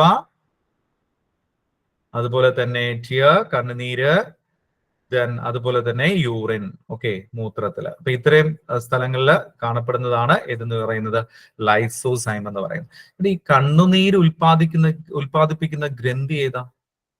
ടിയർ ഗ്ലാൻഡ് ഏതാ? ടിയർ ഗ്ലാൻഡ് ഏതാ? കണ്ണുനീര് ഉൽപ്പാദിപ്പിക്കുന്ന ഏതാണ്? പറഞ്ഞോളൂ അർച്ചന. ലാക്രിമൽ അല്ലെ, lacrimal. Very good, very good. Lacrimal gland. Okay, lacrimal gland. അപ്പൊ ഓർത്തു വെക്കാൻ ഒരു കാര്യമുണ്ട്, നമ്മൾ കരയുമ്പോഴാണ്, ക്രൈ അല്ലെ, കരയുമ്പോഴാണ് കണ്ണുനീര് വരുന്നത്, ലാക്രിമൽ ഗ്ലാൻഡ്. അപ്പൊ ഓർത്തു വെക്കുക, ലാക്രൈ. ഓക്കെ, ലാക്രിമൽ ഗ്ലാൻഡ് ആണ് കണ്ണുനീര് ഉൽപ്പാദിപ്പിക്കുന്നത് എന്ന് ഓർത്തു വെക്കാം. ഓക്കെ, അടുത്തത് 3 രോഗങ്ങൾ, വൃക്ക രോഗങ്ങളാണ്. നമ്മൾ നേരത്തെ പറഞ്ഞത് ഈ പറയുന്നത് പോലെ നമ്മുടെ റെസ്പിറേറ്ററി സിസ്റ്റത്തിൽ വരുന്നതാണ് നമ്മൾ നേരത്തെ പറഞ്ഞത് അല്ലെ. അപ്പൊ ഇവിടെ നമ്മൾ പറയാൻ പോകുന്ന വൃക്ക രോഗങ്ങളാണ്, കിഡ്നി രോഗങ്ങളാണ്. നിങ്ങൾക്ക് അറിയാം ഇതിനകത്ത് 2 പേരുകൾ നിങ്ങൾ പഠിച്ചു പോണേ. നെഫ്രൈറ്റിസ്, കണ്ടോ ഇവിടെ ഐറ്റിസ് വന്നോ? നെഫ്രൈറ്റിസ്, കണ്ടോ? നെഫ്രൈറ്റിസ്. അപ്പൊ എന്തായിരിക്കും അത്? അണുബാധയോ വിഷബാധയോ മൂലം വൃക്കകൾക്കുണ്ടാകുന്ന വീക്കമാണ് നെഫ്രൈറ്റിസ്. കണ്ടോ, ഐറ്റിസ് വന്നത് മനസ്സിലായല്ലോ, ഐറ്റിസ്. ഓക്കെ, ഇനി വൃക്കയിലെ കല്ല്, ഇത് നമുക്ക് നന്നായിട്ട് അറിയാം. അതുപോലെ തന്നെ ചോദിക്കാൻ ചാൻസ് ഉള്ള ഒരു പേരാണ് യുറീമിയ. ഓക്കെ, യുറീമിയ എന്ന് പറയുന്നത് ഏതിന് വരുന്ന രോഗമാണെന്ന് ചോദിച്ചാൽ കിഡ്നിക്ക് വരുന്ന രോഗമാണ്. അപ്പൊ 2 പഠിക്കുന്നു, നെഫ്രൈറ്റിസും അതുപോലെ തന്നെ യുറീമിയയും, ദെൻ വൃക്കയിലെ കല്ല്. ഇതൊക്കെ നിങ്ങൾക്ക് അറിയാവുന്ന കാര്യങ്ങൾ തന്നെയാണ്. ഓക്കെ, ഒന്ന് ഓർമ്മിപ്പിച്ചെന്ന് മാത്രമേ ഉള്ളൂ. പേര് uraemia nephritis. Okay, uraemia nephritis. Okay, കൃത്രിമ വൃക്കയെ കുറിച്ച് നമ്മൾ പഠിച്ചിട്ടുണ്ട്. കൃത്രിമ വൃക്ക രൂപകൽപ്പന ആദ്യമായിട്ട് ചെയ്തത് ഒരു ഡച്ച് ഡോക്ടറാണ്. അദ്ദേഹത്തിന്റെ പേരെന്താണ്? William Johan Kolff. Okay, William John Kolff എന്നാണ് നമ്മൾ പറയാം. വില്യം ജോഹാൻ കോഫ് ആണ് ആദ്യത്തെ കൃത്രിമ വൃക്ക എന്ത് ചെയ്തത്? രൂപപ്പെടുത്തിയത് അല്ലെങ്കിൽ രൂപകൽപ്പന ചെയ്തത് എന്ന് മനസ്സിലാക്കി വെക്കാം. ഓക്കെ, ഇനി വൃക്ക മാറ്റിവെക്കൽ ശസ്ത്രക്രിയയെ കുറിച്ച് നിങ്ങൾ കേട്ടി വെച്ചിട്ടുണ്ട് അല്ലെ, മനസ്സിലാക്കി വെച്ചിട്ടുണ്ട്. അപ്പൊ ഇവിടെ നമുക്കറിയാവുന്ന ഒരു കാര്യം എന്ന് വെച്ച് കഴിഞ്ഞാൽ, ഒരു വ്യക്തിയുടെ 2 വൃക്കകളും പൂർണ്ണമായും തകരാറിലാകുമ്പോഴാണ് നമ്മൾ എന്ത് ചെയ്യുന്ന, മറ്റുള്ളവരിൽ നിന്ന് അല്ലെങ്കിൽ മറ്റൊരാളിൽ നിന്ന് പ്രവർത്തനക്ഷമമായ ഒരു വൃക്ക സ്വീകരിക്കേണ്ടി വരിക. ഒരിക്കലും ആ നശിച്ച ആ വൃക്കയെ ഒരിക്കലും അവിടെ നിന്ന് നീക്കം ചെയ്തിട്ടല്ല പുതിയ വൃക്ക കണക്ട് ചെയ്യുന്നത്. നമ്മളിതാ ഈ ഒരു ചിത്രത്തിൽ നോക്കിയാൽ തന്നെ നിങ്ങൾക്ക് അറിയാം, ഈ നമുക്ക് സാധാരണ ഗതിയിലുള്ള വൃക്കയുടെ തൊട്ട് താഴെയായിട്ട് നമ്മള് ഒരു വ്യക്തിയിൽ നിന്ന് സ്വീകരിക്കുന്ന വൃക്കയെ കണക്ട് ചെയ്യുകയാണ് ചെയ്യുന്നത് കേട്ടോ. ഇനി വൃക്ക മാറ്റിവെക്കൽ ശസ്ത്രക്രിയയുടെ കാര്യം പറയുമ്പോ, പുതിയ ഈ വൃക്ക മാറ്റിവെക്കലിനകത്ത് ഡോക്ടർ ജോസഫ് ഇ മുറെ എന്ന് പറയുന്ന പേര് പഠിച്ചോളൂ. ഡോക്ടർ ജോസഫ് ഇ മുറയാണ് ആദ്യമായി വൃക്ക മാറ്റിവെക്കൽ ശസ്ത്രക്രിയ നടത്തിയത് എന്ന് ഓർത്തു വെക്കാം. ഓക്കെ, ഇനി നമ്മുടെ ഇന്ത്യയിലുള്ള കാര്യം ചോദിക്കുമ്പോൾ അവിടെ നമുക്ക് പറയാൻ പറ്റുന്ന ഒരാള് എന്ന് പറയുന്നത് ഡോക്ടർ മോഹൻ റാവു ആണ്. ഓക്കെ, ഡോക്ടർ മോഹൻ റാവു ആണ് എന്ന് ഓർത്തു വെക്കുക. വെല്ലൂര് ക്രിസ്ത്യൻ മെഡിക്കൽ കോളേജിൽ 1971 അത് സംഭവിച്ചത്. ഡോക്ടർ മോഹൻ റാവു ആണ്. ഓക്കെ, അപ്പൊ 2 പേരുകൾ നിങ്ങൾ പഠിക്കുന്നു. നമ്മൾ നേരത്തെ ഒരു പേര് പഠിച്ചു, എന്തായിരുന്നു? വില്യം ജോഹാൻ കോഫ് ആയിരുന്നു. കൃത്രിമ വൃക്ക ആദ്യമായി രൂപകൽപ്പന ചെയ്ത ആളുടെ പേര് വില്യം ജോഹാൻ കോഫ് ആണ്. എന്നാൽ നമ്മളിപ്പോ വേറൊരെണ്ണം പഠിക്കുന്നു, ഡോക്ടർ ജോസഫ് ഇ മുറെ എന്ന് പറയുന്നത് വൃക്ക മാറ്റിവെക്കൽ ശസ്ത്രക്രിയ ആദ്യമായിട്ട് നടത്തിയത് ഡോക്ടർ ജോസഫ് ഇ മുറയാണ്. 1971 ഡോക്ടർ മോഹൻ റാവു നമ്മുടെ ഇന്ത്യയിൽ ആദ്യമായിട്ട് നടത്തി. പേഷ്യന്റിന്റെ പേര് ഷൺമുഖം എന്നായിരുന്നു കേട്ടോ. പേഷ്യന്റിന്റെ പേര് ഷൺമുഖം എന്നായിരുന്നു. ഞാൻ എന്താ ഈ പറയുന്നതെന്ന് വെച്ചാൽ ഇതെല്ലാം പ്രീവിയസ് ആണ്. അപ്പോ ഷൺമുഖം എന്ന് പറയുന്ന പേഷ്യന്റ് ആണ്. ഡോക്ടർ മോഹൻ റാവു ആണ് ഇന്ത്യയിൽ നടത്തിയത്. ഇനി നമുക്ക് പഠിക്കാനുള്ളത് 3 തരത്തിലുള്ള പേശികളെ കുറിച്ചാണ്. ഓക്കെ, ഞാൻ സ്പീഡ് കൂടുന്നുണ്ടോടാ? സ്പീഡ് കൂടുന്നുണ്ടോ? ഓക്കെ ആണോ? നിങ്ങൾക്ക് ഫോളോ ചെയ്യാൻ ഓക്കെ ആണ്? ശരി. ഓക്കെ, ശരി. അപ്പൊ പേശികളെ കുറിച്ച് പഠിക്കുമ്പോൾ നമുക്ക് 3 പേശികളെ കുറിച്ച് കൃത്യമായിട്ട് മനസ്സിലാക്കി പോവാം. അതിനകത്ത് ആദ്യത്തെ പേശി എന്ന് പറയുന്നത് ഏതാണ്? സ്കെൽറ്റൽ മസിൽ ആണ്. അസ്ഥി പേശി എന്ന് പറയും. സ്കെൽറ്റൽ മസിൽ ആണ് എന്ന് ഓർത്തു വെക്കാം. അപ്പൊ ഈ സ്കെൽറ്റൽ മസിലിന്റെ പ്രത്യേകത എന്ന് പറയുന്നത് എന്തായിരിക്കും? സ്കെൽറ്റൽ സിസ്റ്റവുമായിട്ട് ബന്ധിച്ച് നിൽക്കുന്നതാണ്, അല്ലെങ്കിൽ ബന്ധപ്പെട്ട് നിൽക്കുന്നതാണ് ഈ അസ്ഥിപേശി എന്ന് പറയുന്നത്. അപ്പൊ ഇവിടെ നിങ്ങൾ മനസ്സിലാക്കേണ്ട ഒരു കാര്യം, ഇത് രേഖാങ്കിത പേശിയാണ്. ഓക്കെ, സ്ട്രിയേറ്റഡ് മസിൽസ് ആണ് എന്ന് ഓർത്തു വെക്കാം. അപ്പൊ രേഖാങ്കിത പേശിയാണ് ഏതെന്ന് പറയുന്നത്? സ്കെൽറ്റൽ മസിൽ എന്ന് പറയുന്നത്. ഓക്കെ, ദെൻ അസ്ഥികളുമായി ചേർന്ന് കാണപ്പെടുന്നു. ആദ്യത്തെ പോയിന്റ് കിട്ടിയല്ലോ. ഇനി അടുത്ത എന്താണ്? അസ്ഥികളുമായിട്ട് ചേർന്ന് കാണപ്പെടുന്നു എന്ന് പറയുമ്പോൾ അതിന്റെ ആകൃതി എന്താന്ന് ചോദിക്കാം. സിലിണ്ടർ ആണ്. സിലിണ്ടർ ഷേപ്പിൽ കാണപ്പെടുന്ന പേശി ഏതെന്ന് ചോദിച്ചാൽ അത് അസ്ഥിപേശി അല്ലെങ്കിൽ സ്കെൽറ്റൽ മസിൽ ആണ്. നമ്മൾ നേരത്തെ പറഞ്ഞു സ്ട്രിയേറ്റഡ് മസിൽസ് ആണെന്ന് പറഞ്ഞു. കുറുകെ വരകൾ കാണപ്പെടുന്നു, അതുകൊണ്ട് തന്നെ അതിനെ രേഖാങ്കിത പേശി എന്ന് നമുക്ക് വിളിക്കാം.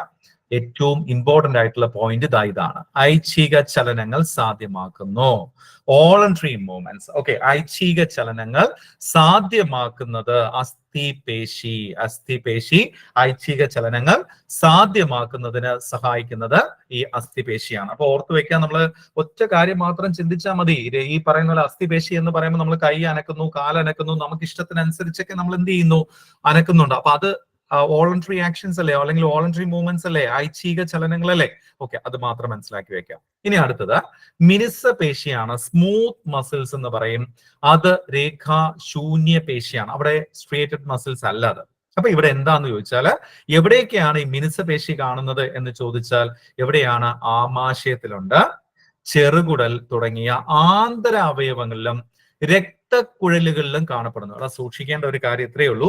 3 തരത്തിൽ ക്വസ്റ്റ്യൻ ചോദിക്കാം. ആമാശയത്തിൽ കാണപ്പെടുന്ന പേശിയുടെ പേരെന്താണ്? മസിൽ സെൽസ് ഏതാണ് എന്ന് ചോദിച്ചാൽ അത് ഏതാണ്? മിനുസ പേശിയാണ്. സ്മൂത്ത് മസിൽസ് ആണ് ആമാശയത്തിലുള്ളത്. ചെറുകുടലിലുള്ളത്, സ്മോൾ ഇൻറ്റസ്റ്റൈനിലുള്ളത് ഏതാണെന്ന് ചോദിച്ചാൽ അത് ഏതാണ്? സ്മൂത്ത് മസിൽസ് ആണ്. അതുപോലെ തന്നെ രക്തക്കുഴലുകളിൽ കാണപ്പെടുന്നത് ഏതെന്ന് ചോദിച്ചാൽ ഏതാണത്? സ്മൂത്ത് മസിൽസ് ആണ്. ഓക്കെ, ഇവിടുത്തെ ഒരു കാര്യം എന്ന് പറഞ്ഞാൽ ഇതാണ് പ്രീവിയസ് എന്ന് പറയുന്നത്. സ്പിൻഡിൽ ആകൃതിയിലുള്ള കോശങ്ങളാണ്. ഇതാ ഇവിടെ കണ്ടിരിക്കുന്ന സംഭവം തന്നെയാണ് സ്പിൻഡിൽ ആകൃതി എന്ന് പറയുമ്പോൾ നമുക്കറിയാം 2 സൈഡും ഇച്ചിരി കൂർത്തിരിക്കും അല്ലെ, നടുക്ക് ഇച്ചിരി വണ്ണിച്ചിരിക്കും. അപ്പൊ ഇതാണ് എന്തെന്ന് പറയുന്നത്? സ്പിൻഡിൽ ഷേപ്പ് എന്ന് പറയുന്നത്. അപ്പൊ ഈ സ്പിൻഡിൽ ഷേപ്പിലാണ്. അപ്പൊ സിലിണ്ടർ ആകൃതിയിലുള്ള കോശങ്ങൾ എന്ന് പറയുന്നത് സ്കെൽറ്റൽ മസിലാണ്. ഓക്കെ, സ്പിൻഡിൽ ഷേപ്പ് എന്ന് പറയുമ്പോൾ അത് സ്മൂത്ത് മസിൽ ആണ്. ഇവിടെ നമ്മൾ എന്തില്ല എന്ന് പറഞ്ഞു? കുറുകെ വരകളില്ല എന്ന് പറഞ്ഞു അല്ലെ. അപ്പൊ ഇവിടെ കുറുകെ വരകളില്ലാത്ത ഒറ്റ പേശി മാത്രമേ ഉള്ളൂ. അത് ഈ പറയുന്ന മിനുസ പേശിയാണ്. ഇടയ്ക്കിടയ്ക്ക് വരകൾ ഉണ്ടെങ്കിൽ അത് നന്നായിട്ട് മൂവ് ചെയ്യില്ല എന്നുള്ള കാര്യം ഒന്ന് ഓർത്താൽ മതി. കാരണം ഇവിടുത്തെ പ്രശ്നം എന്ന് വെച്ച് കഴിഞ്ഞാൽ അനൈച്ഛിക ചലനങ്ങൾ സാധ്യമാക്കുന്നു എന്നുള്ളതാണ്. ഇൻവോളണ്ടറി ആക്ഷൻസ് ആണ്. രക്തക്കുഴലുകളിൽ കൂടെ നമ്മൾ പറയാണ് രക്തം ഒഴുകണ്ട എന്ന് പറഞ്ഞാൽ ഒഴുകാതിരിക്കോ? ഒഴുകും അല്ലെ. ആമാശയത്തിൽ കൂടെ വസ്തുക്കൾ പോവണ്ട, അല്ലെങ്കിൽ ചെറുകുടലിൽ പ്രോസസ്സ് നടക്കണ്ട, ഇതൊന്നും നമുക്ക് കൺട്രോൾ ചെയ്യാൻ പറ്റുന്ന പ്രോസസ്സുകളല്ല. അപ്പൊ അത് അനൈച്ഛിക ചലനങ്ങൾ സാധ്യമാക്കുന്നു എന്നാണ് പറഞ്ഞിരിക്കുന്നത്. ഓക്കെ, അനൈച്ഛിക ചലനങ്ങൾ സാധ്യമാക്കുന്നു, ഇൻവോളണ്ടറി ആക്ഷൻസ് ആണ്. അപ്പൊ വോളണ്ടറി ആക്ഷൻസ് സാധ്യമാക്കുന്നത് ഒറ്റ മസിൽസേ ഉള്ളൂ. ഏതാണ്? അത് സ്കെൽറ്റൽ മസിൽ ആണ്. അപ്പൊ ഈ പോയിന്റ്സ് ഒക്കെ ഒന്ന് ഓർത്ത് വെച്ചേ. സിലിണ്ടർ ആകൃതിയിലുള്ളത് ഏതെന്ന് ചോദിച്ചാൽ അത് സ്കെൽറ്റൽ മസിൽ ആണ്. സ്പിൻഡിൽ ആകൃതിയിലുള്ളത് ഏതെന്ന് ചോദിച്ചാൽ അത് സ്മൂത്ത് മസിൽ ആണ്. ഓക്കെ, ഇനി അടുത്ത 3ാമത്തെ പേശി കാർഡിയാക് മസിൽ അല്ലെങ്കിൽ ഹൃദയ പേശിയാണ്. അപ്പൊ ഇത് എവിടെ തന്നെ ആയിരിക്കും കാണുക? ഹൃദയഭിത്തിയിൽ തന്നെ ആയിരിക്കും കാണുക. അപ്പൊ കാർഡിയാക് മസിൽ എവിടെയാണ് കാണുന്നതെന്ന് ചോദിച്ചു കഴിഞ്ഞാൽ ഹാർട്ട് അല്ലെ, ഹാർട്ടിന്റെ വോൾസിൽ തന്നെ ആയിരിക്കും കാണുക. ഇത് പ്രത്യേകത എന്ന് പറയുമ്പോൾ ശാഖകളായി പിരിഞ്ഞ കോശങ്ങളാണ് ഇതെന്ന് പറയുന്നത് അല്ലെ. ശാഖകളായി പിരിഞ്ഞ കോശങ്ങളാണ്, അതായത് ബ്രാഞ്ചഡ് ആണ്. ഇതിന്റെ പ്രത്യേകത അതാണ്, ബ്രാഞ്ചസ് ഉണ്ടാകും എന്ന് ഓർത്തു വെക്കുക. അപ്പൊ ഇത് ബ്രാഞ്ചഡ് ആണ് എന്ന് ഓർത്തു വെക്കുക. എവിടെയൊക്കെ ബ്രാഞ്ചസ് വന്നിട്ടുണ്ട് അല്ലെ. അപ്പൊ ഈ ബ്രാഞ്ചഡ് ആയിട്ട് കാണപ്പെടുന്നത് ഏതെന്ന് ചോദിച്ചാൽ അത് കാർഡിയാക് മസിൽ ആണ്. അവിടെ നമുക്ക് അസ്ഥിപേശി പറയാൻ പറ്റില്ല, മിനുസ പേശിയും പറയാൻ പറ്റില്ല. ഇനി ശ്രദ്ധിച്ചേ, ഇവിടെയും എന്ത് കാണപ്പെടുന്നുണ്ട്? കുറുകെ വരകൾ കാണപ്പെടുന്നുണ്ട് എന്നുള്ളതാണ്. ഓക്കെ, ഇവിടെയും കുറുകെ വരകൾ കാണപ്പെടുന്നുണ്ട്, ആരെ പോലെ തന്നെ സ്കെൽറ്റൽ മസിലിലുള്ളത് പോലെ തന്നെ. പിന്നെ ഉള്ളത് അടുത്ത പോയിന്റ് ആണ്, ഇമ്പോർട്ടന്റ് ആയിട്ടുള്ള മറ്റു പോയിന്റ്, അനൈച്ഛിക ചലനങ്ങൾ. അനൈച്ഛിക ചലനങ്ങൾ, ഓക്കെ, അനൈച്ഛിക ചലനങ്ങൾ സാധ്യമാക്കുന്നു എന്ന് പറയപ്പെടുന്നുണ്ട്. ഓക്കെ, അനൈച്ഛിക ചലനങ്ങൾ സാധ്യമാക്കുന്നത് ഇതാണ് എന്ന് ഓർത്തു വെക്കാം. അപ്പൊ ഇവിടെ നമ്മൾ 2 എണ്ണമാണ് അനൈച്ഛിക ചലനങ്ങൾ സാധ്യമാക്കുന്നതിനെ കുറിച്ച് പഠിച്ചത്. ഒന്നാമത്തത് കാർഡിയാക് മസിലും, 2ാമത്തത് സ്മൂത്ത് മസിൽ അല്ലെ. ദെൻ ഐച്ഛിക ചലനങ്ങൾ എന്ന് പറയുന്നത് നമ്മൾ പറഞ്ഞു വോളണ്ടറി ആക്ഷൻസിനെ ആണെങ്കിൽ അത് ഏതെന്ന് അസ്ഥിപേശിയാണ് എന്ന് നമ്മൾ പറഞ്ഞു. ഓക്കെ ആണല്ലോ? ഇത്രയും പോയിന്റ്സ് ഓക്കെ ആണോ? പിന്നെ നമ്മൾ പഠിച്ചത് സിലിണ്ടർ ആകൃതിയിലുള്ളത് സ്കെൽറ്റൽ മസിലാണ്, സ്പിൻഡിൽ ആകൃതിയിലുള്ളത് സ്മൂത്ത് മസിലാണ് എന്ന് ഓർത്തു വെക്കാം. ഓക്കെ, ദെൻ ബ്രാഞ്ച്ഡ് ആയിട്ടുള്ളത് കാർഡിയാക് മസിലാണ്. ഓക്കെ, ഇനി അടുത്ത് നമ്മൾ പഠിക്കാൻ പോകുന്നത് അസ്ഥികളും ചലനവും. അപ്പൊ ഇവിടെ നിന്ന് ഒരു പ്രീവിയസ് ക്വസ്റ്റ്യൻ വന്നിട്ടുണ്ട്. എന്താണെന്ന് ചോദിച്ചാൽ, നമുക്കറിയാം നമ്മളിൽ എത്ര അസ്ഥികളുണ്ട് എന്ന് ചോദിച്ചാൽ ചെറുതും വലുതുമായി 206 അസ്ഥികൾ ചേർന്നതാണ് മനുഷ്യനിലെ അസ്ഥി വ്യവസ്ഥ എന്ന് പറയാം. സ്കെൽറ്റൽ സിസ്റ്റത്തിനകത്ത് എത്ര അസ്ഥികളാണുള്ളത്, എത്ര ബോൺസ് ആണുള്ളത് നമുക്കറിയാം. 206, 206 ആണ് എന്നറിയാം. ഇനി ഈ അസ്ഥികളുടെ സ്ഥാനമനുസരിച്ച് മനുഷ്യ അസ്ഥികൂടത്തെ അക്ഷാസ്ഥികൂടം എന്നും ആക്സിയൽ സ്കെൽറ്റൻ എന്നും അനുബന്ധാസ്ഥികൂടം അല്ലെങ്കിൽ അപ്പൻഡിക്കുലാർ സ്കെൽറ്റൻ എന്നിങ്ങനെ തരംതിരിക്കാം. ഓക്കെ, അപ്പൊ ഇതിനകത്ത് രണ്ട് തരത്തില് നമുക്ക് തരംതിരിക്കാം. അതിനകത്ത് അക്ഷാസ്ഥികൂടമുണ്ട്, അനുബന്ധാസ്ഥികൂടമുണ്ട്. അപ്പൊ ഇതിനകത്ത് നമുക്ക് ഇവിടെ രണ്ടായിട്ട് പഠിക്കുന്നുണ്ട്. അക്ഷാസ്ഥികൂടത്തിനകത്ത് നമുക്ക് വരുന്ന തലയോടുണ്ട്, ദെൻ മാറലുണ്ട്, വാരിയെല്ലുകളുണ്ട്, നട്ടലുണ്ട്. അതുപോലെ തന്നെ അനുബന്ധാസ്ഥികൂടം അതുമായിട്ട് ചേർന്ന് നിൽക്കുന്നത് തോൾവലയമുണ്ട്, കൈകളിലെ അസ്ഥികളുണ്ട്, ദെൻ ശ്രോണി വലയമുണ്ട്, കാലിലെ അസ്ഥികളുണ്ട്. അപ്പൊ ഇവിടെ നിങ്ങൾ ഇതിലെല്ലാം ഡീറ്റെയിൽ ആയിട്ട് പോകേണ്ട ആവശ്യമില്ല. ഇവിടെ നിങ്ങൾ ഒരു കാര്യം നിങ്ങൾ പഠിക്കുക, 206 എന്ന് പഠിക്കുക. അതുപോലെ തന്നെ ഈ അക്ഷാസ്ഥികൂടവും അതുപോലെ തന്നെ അനുബന്ധാസ്ഥികൂടം അപ്പൻഡിക്കുലാർ സ്കെൽറ്റനും എന്താന്നുള്ളത് മനസ്സിലാക്കി വെക്കാം. ഇതാണ് നിങ്ങൾ പഠിക്കേണ്ടത്. ഓക്കെ, ഇതാണ് പഠിക്കേണ്ടതെന്ന് പറയുമ്പോൾ മനുഷ്യ അസ്ഥികൂടത്തിനകത്ത് സ്കെൽറ്റൽ സിസ്റ്റത്തിനകത്ത് എത്ര അസ്ഥികളാണ് ഉള്ളത് എന്ന് ചോദിച്ചാൽ നമ്മൾ പഠിച്ചു 206 ആണ്. അവിടെ നമ്മൾ പറഞ്ഞു എന്താണ്, ആക്സിയൽ സ്കെൽറ്റൽ സിസ്റ്റം ഉണ്ട്, അതുപോലെ തന്നെ അപ്പൻഡിക്കുലാർ സ്കെൽറ്റനും ഉണ്ട്. ഓക്കെ, അക്ഷാസ്ഥികൂടം ഉണ്ട്, അനുബന്ധാസ്ഥികൂടം ഉണ്ട്. അപ്പൊ ഈ കണക്കുകൾ ഒന്ന് പഠിച്ചു വെച്ച്. അക്ഷാസ്ഥികൂടത്തിനകത്ത് എത്ര അസ്ഥികളാണോ എന്ന് ചോദിച്ചാൽ 80 ആണ്, 80 അസ്ഥികളാണ് ഉള്ളത് എന്ന് പഠിച്ചു വെക്കാം. അനുബന്ധാസ്ഥികൂടത്തിനകത്ത് എത്ര എണ്ണം ഉണ്ട് എന്ന് ചോദിച്ചാൽ 126 അസ്ഥികളാണ്. ഓക്കെ, 126. അപ്പോ 80 എണ്ണം എവിടെയുണ്ട്? അക്ഷാസ്ഥികൂടത്തിനകത്ത്. അനുബന്ധാസ്ഥികൂടത്തിനകത്ത് 126.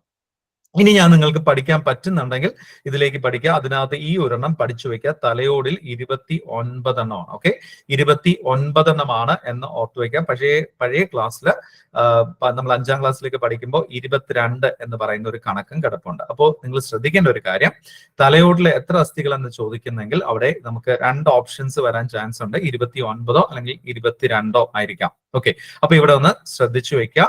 അപ്പൊ ഇത് ഒന്ന് പഠിച്ചു വെക്കണം, 22. ഓക്കെ, നിങ്ങൾക്ക് സ്ലൈഡ്സ് കാണാമോ?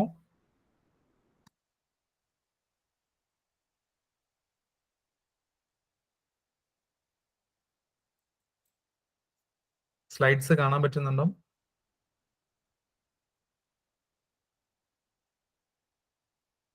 ഹലോ, ആരും ഒന്നും പറയുന്നില്ല. കാണാം സാർ, കാണാം. ആ, ഓക്കെ ആണ്. ശരി ശരി.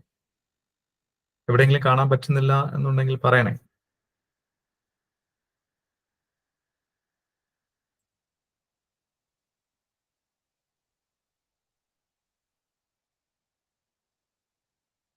ഓക്കെ, ശരി.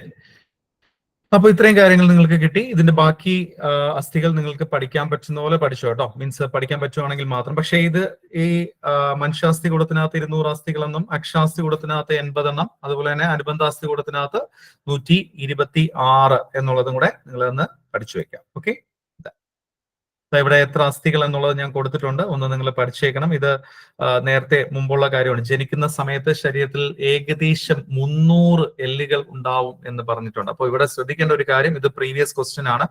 അതായത് കുഞ്ഞു കുട്ടികളിൽ ജനിക്കുന്ന സമയത്ത് എത്ര എണ്ണം എന്ന് ചോദിച്ചാൽ അവിടെ 206 അല്ല, ഓക്കെ, 300 ആണ്. അപ്പൊ കുഞ്ഞുങ്ങളിൽ എത്രയുണ്ടെന്ന് ചോദിച്ചാൽ അത് 300 ആണ് എന്ന് ഓർത്തു വെക്കാം. മുതിർന്ന ആൾക്കാരിൽ പ്രായപൂർത്തിയായി കഴിയുമ്പോഴാണ് അത് എന്തായിട്ട് മാറുന്നത്, 206 ആയിട്ട് മാറുന്നത് എന്ന് ഓർത്തു വെക്കാം. ഓക്കെ, അപ്പൊ ഇത്രയും കാര്യങ്ങൾ കിട്ടിയല്ലോ. ഓക്കെ ആണോ? ഇവിടെ നല്ല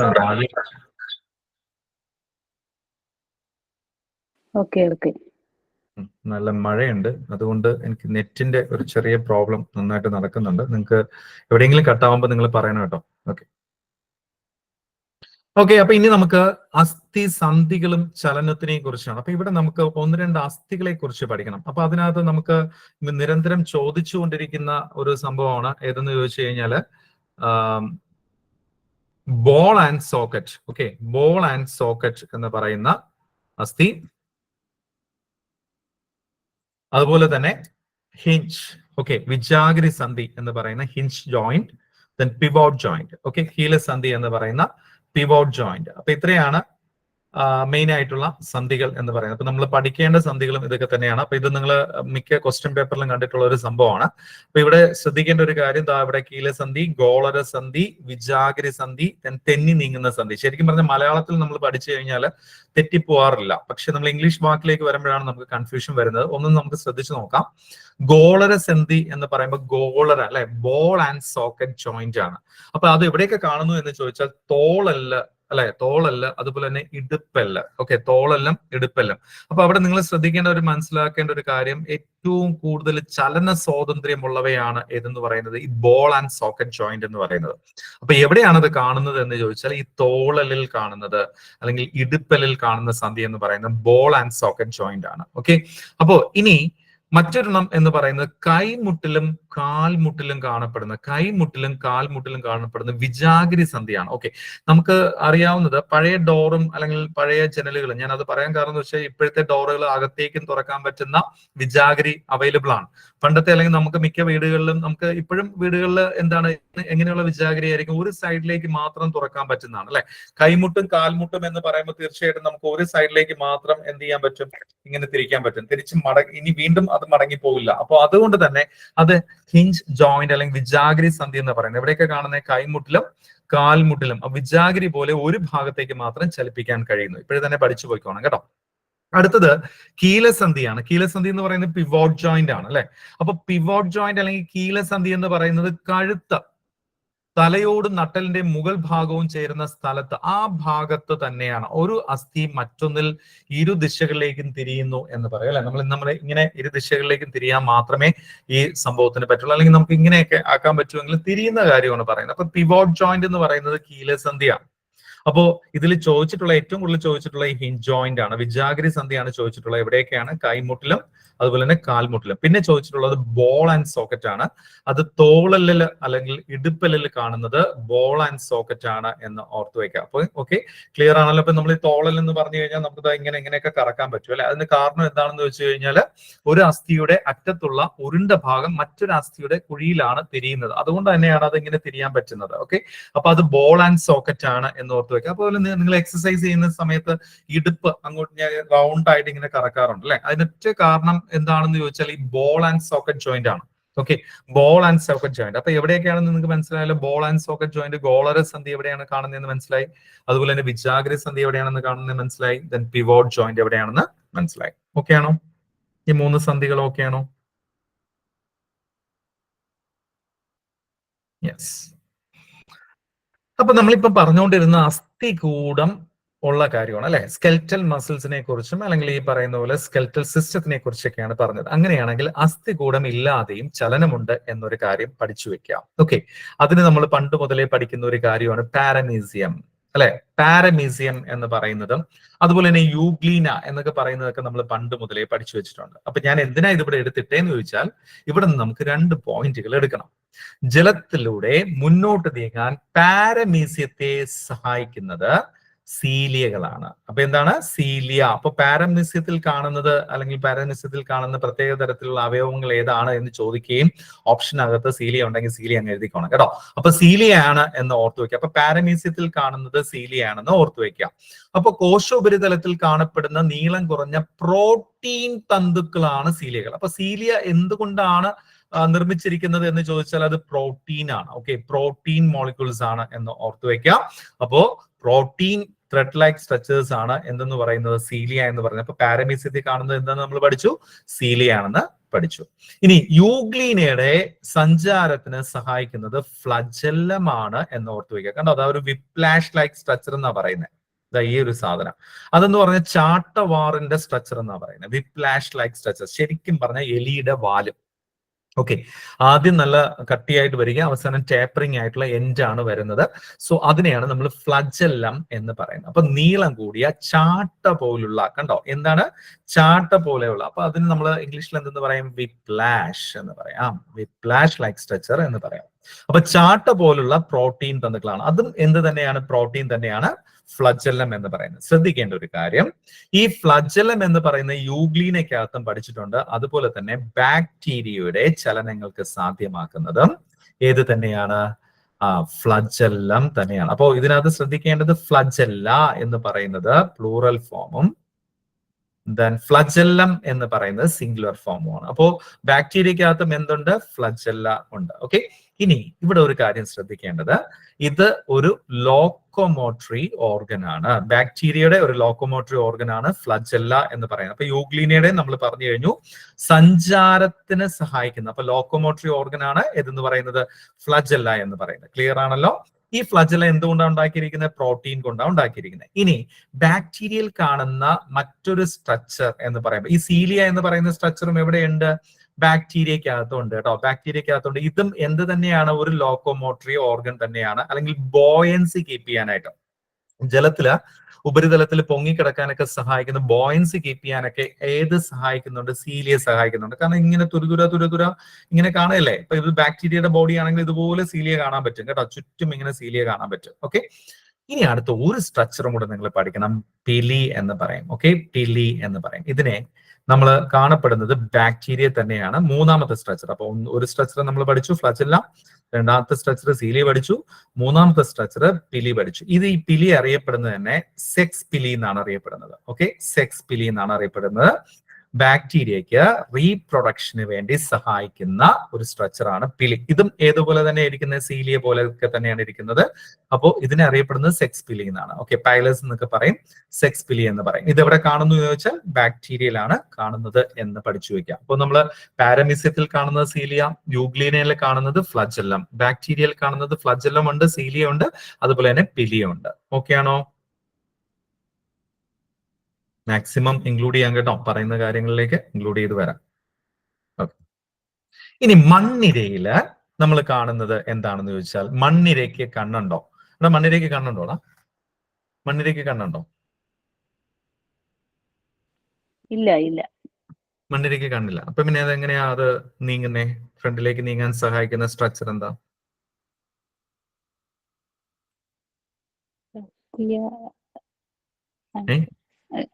രണ്ട് കറുത്ത സാധനങ്ങൾ ഫ്രണ്ടിൽ ഇരിപ്പില്ലേ, അത് കണ്ണല്ലേ? അപ്പൊ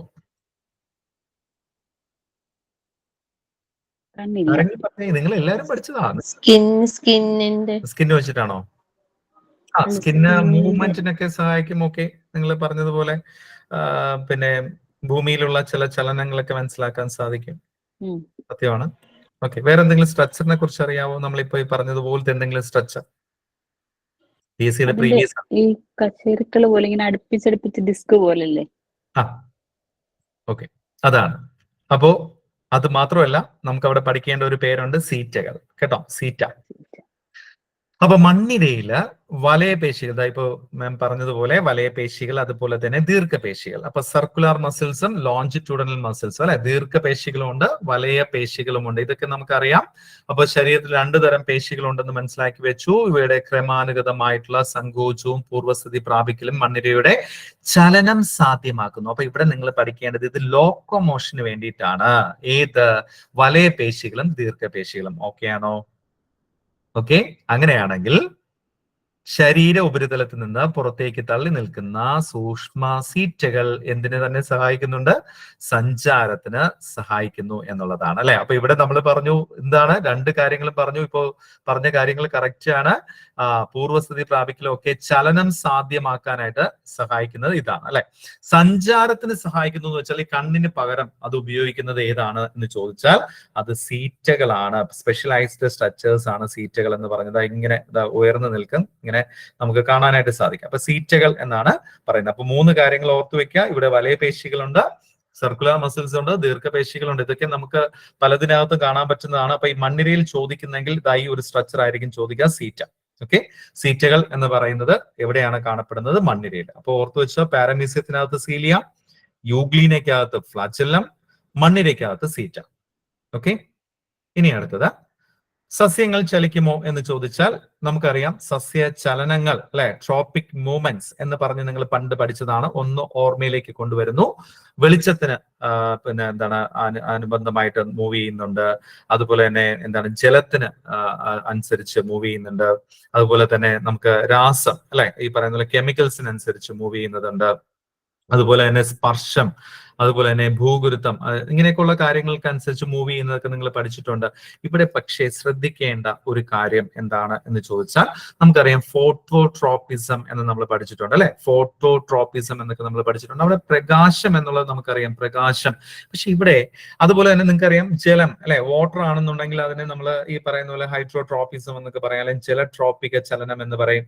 കെമിക്കൽസ് ആണെങ്കിൽ നമുക്ക് അവിടെ കീമോട്രോപ്പിസം എന്ന് പറയാം, രാസട്രോപ്പിക ചലനം എന്നൊക്കെ പറയാം. ഓക്കെ, അതുപോലെ തന്നെ സ്പർശ ട്രോപ്പിക ചലനം സ്പിഗ്മോ എന്നൊക്കെ പറയാം, അല്ലെങ്കിൽ ഈ പറയുന്ന പോലെ എന്താണ് സ്പർശ ട്രോപ്പിക ചലനം എന്ന് പറയാം. ഭൂഗുരുത്വ ട്രോപ്പിക ചലനം ജിയോഗ്രഫിക് ആണ്. ഓക്കെ, ഇങ്ങനെയൊക്കെയുള്ള കാര്യങ്ങളൊക്കെ നിങ്ങൾ പേരുകൾ കേട്ടിട്ടുണ്ട് എന്നുള്ളതാണ്. ഇവിടെ ചോദ്യം വരുന്നത് ഇങ്ങനെയായിരിക്കാം. ഓക്കെ, ഇവിടെ നിങ്ങൾ അതൊക്കെ നിങ്ങളുടെ ടെക്സ്റ്റ് ബുക്കിൽ തന്നിട്ടുണ്ട്. പക്ഷെ നമ്മൾ പഠിച്ചു പോയപ്പോൾ ഈ നീല നിറത്തിൽ അടയാളപ്പെടുത്തിയിരിക്കുന്ന മാത്രം നമ്മൾ പഠിച്ചുപോയി അല്ലെ. പക്ഷെ ഇവിടെ വേറൊരു കാര്യം പറഞ്ഞിട്ടുണ്ട്, കാണ്ഡം ജലത്തിന്റെ എതിർ ദിശയിൽ വളരുന്നു എന്നുള്ളതാണ്. ഓക്കെ, ജലത്തിന്റെ എതിർ ദിശയിലാണ് വളരുന്നത്. കാരണം മുകളിലേക്കാണ് വളരുന്നത്, ജലത്തിനടുത്തേക്കല്ല വളരുന്നത്. അപ്പോ ഈ ജലട്രോപ്പിക ചലനം പോസിറ്റീവ് ആയിട്ടുള്ള ഹൈഡ്രോട്രോപ്പിക് മൂവ്മെന്റ്സും ഉണ്ട്, നെഗറ്റീവ് ആയിട്ടുള്ള ഹൈഡ്രോട്രോപ്പിക് മൂവ്മെന്റ്സും ഉണ്ട്. കിട്ടിയോടാ? ഓക്കെ, അപ്പൊ അതിനകത്ത് പോസിറ്റീവ് ആയിട്ടുള്ളത് റൂട്ട്സ് ആണ്. ഓക്കെ, അങ്ങനെ ഒരു ക്വസ്റ്റ്യൻ വന്നാൽ ശ്രദ്ധിച്ചോണം. നമുക്കറിയാം ഇപ്പൊ ജലത്തിനനുസരിച്ച് മൂവ് ചെയ്യുന്നത് കൊണ്ട് അല്ലെങ്കിൽ ആ മൂവ്മെന്റ്സിനെ നമ്മൾ പറയുന്നത് ഹൈഡ്രോട്രോപ്പിക് മൂവ്മെന്റ്സ് എന്നാണ്. അപ്പൊ അതിനകത്ത് തന്നെ പോസിറ്റീവ് ഉണ്ട്, നെഗറ്റീവ് ഉണ്ട്. അപ്പൊ അതിനകത്ത് പോസിറ്റീവ് മൂവ്മെന്റ്സിന് കാരണമാകുന്നത് ആരെന്ന് ചോദിച്ചാൽ അത് റൂട്ടാണ്, കാരണം ജലത്തിനനുസരിച്ച് അല്ലെ.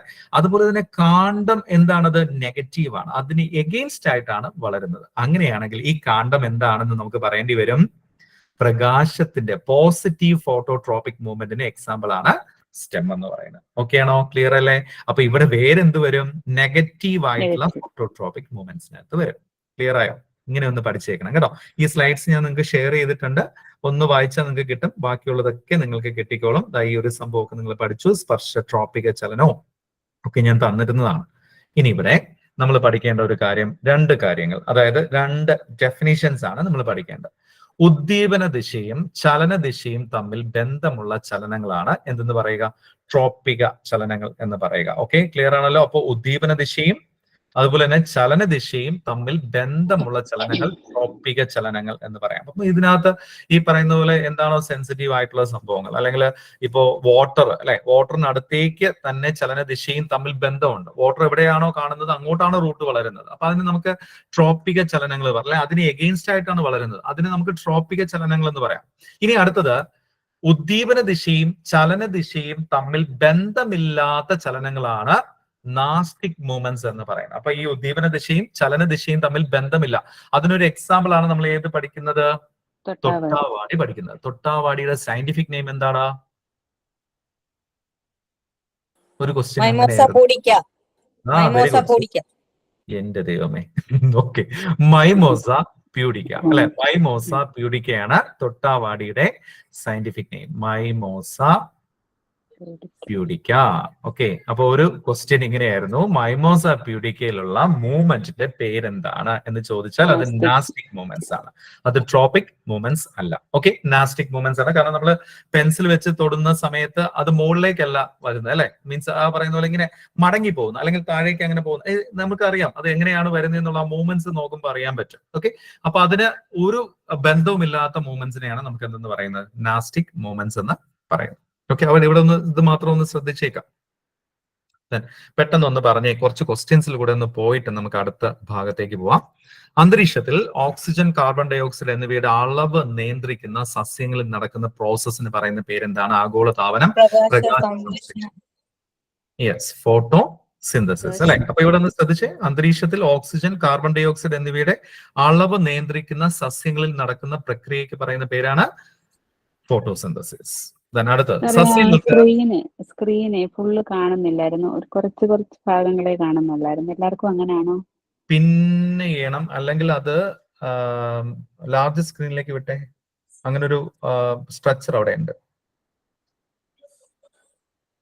നിങ്ങൾക്ക് എല്ലാവർക്കും അങ്ങനെ ഓക്കെ ഓക്കെ ഓക്കെ ഓക്കെ കിട്ടി വരുന്നു. യെസ്. ഓക്കെ. ദെൻ അടുത്തത് സസ്യങ്ങൾക്ക് പച്ച നിറം നൽകുന്നത് ഹരിതകം. ഹരിതകം. ഹരിതകം. ഓക്കെ, അങ്ങനെയാണെങ്കിൽ ആന്തോസയാനിന് എന്ത് കളറാ കൊടുക്കുന്നത്? മഞ്ഞ. ആന്തോസയാനിൻ ചുവപ്പ്, ആ, സാന്തോഫിൻ മഞ്ഞ, സാന്തോഫിൻ മഞ്ഞ, മഞ്ഞ. കാരോട്ടിൻ ക്യാരറ്റിന്റെ കളർ ഓറഞ്ച്. എന്താ? Orange. Okay, very good, very good. Carotene okay, yes. ഇനി ഇരുണ്ട ഘട്ടത്തിൽ നടക്കുന്ന ചാക്രിക രാസപ്രവർത്തനങ്ങൾ കണ്ടെത്തിയ ശാസ്ത്രജ്ഞൻ ആരായിരുന്നു? Melvin Calvin. Melvin Calvin. Calvin. ഈ പെൽബട്ടിസ് എന്ന് പറയുന്ന ആരായിരുന്നു? പെൽബട്ടിസ് ആരായിരുന്നു? ക്ലോറോഫിൽ പിഗ്മെന്റ് കണ്ടുപിടിച്ചാണ്. നമ്മൾ കാവൻറ്റ്യൂവിന്റെ കൂടെ പഠിക്കാൻ പറ്റുന്ന ഒരു പേരാണ് പെൽബട്ടീസ് എന്ന് പറയുന്നത്. ഞാൻ അന്ന് പഠിപ്പിച്ചപ്പോൾ എനിക്ക് തോന്നുന്നു കാവൻറ്റ്യൂ നിങ്ങൾക്ക് പറഞ്ഞു തന്നിട്ടുണ്ട്. അതിന്റെ കൂടെ പറയാൻ പറ്റുന്ന ചില ക്വസ്റ്റ്യൻസിനകത്ത് പെൽബട്ടീസിന്റെ പേര് കാണാറുണ്ട്. അപ്പൊ അത് ക്ലോറോഫിൽ പിഗ്മെന്റ് കണ്ടുപിടിച്ച ആളെന്ന് ഇടയ്ക്ക് കാണിക്കുന്നുണ്ട് കേട്ടോ. അത് കാവൻറ്റ്യൂ എന്ന് പറയുന്ന പേരില്ലെങ്കിൽ മാത്രം പെൽബട്ടീസ് എടുത്താൽ മതി. തിയോഫ്രാസ്റ്റസ് ആരായിരുന്നു? സസ്യശാസ്ത്രത്തിന്റെ പിതാവ്. Very good. അരിസ്റ്റോട്ടിൽ ആരായിരുന്നു? ജന്തുശാസ്ത്രത്തിന്റെയും ജീവശാസ്ത്രത്തിന്റെയും പിതാവ് തന്നെയാണ് അരിസ്റ്റോട്ടിൽ. ഓക്കെ, സസ്യശാസ്ത്രത്തിന് മാത്രം തിയോഫ്രാസ്റ്റസ്. Okay, very good. പ്രകാശ സംശ്ലേഷണത്തിൽ നേരിട്ട് പങ്കെടുക്കാൻ കഴിയുന്ന വർണ്ണകം ഏതാ? ഹരിതകം എ. Very good. അപ്പൊ ബാക്കിയുള്ള പിഗ്മെന്റ്സിനെയൊക്കെ നമ്മൾ എന്തെന്ന് വിളിക്കാം? സപ്പോർട്ടിംഗ് സഹായക വർണ്ണകങ്ങൾ അല്ലെങ്കിൽ ആക്സസറി പിഗ്മെന്റ്സ് അല്ലെ? കോശത്തിലെ ഊർജ്ജ നാണയം, എനർജി കറൻസി എന്നറിയപ്പെടുന്നത് ATP. സുനാമിയെ ഒരു പരിധി വരെ തടയുന്നതിന് സഹായിക്കുന്നത് ഏതായിരുന്നു? ഇതൊക്കെ നിങ്ങൾക്ക് അറിയാവുന്ന കാര്യങ്ങൾ തന്നെയാണ്. ദെൻ ആഹാരം കടിച്ചു മുറിക്കുന്നതിന് സഹായിക്കുന്ന പല്ല്?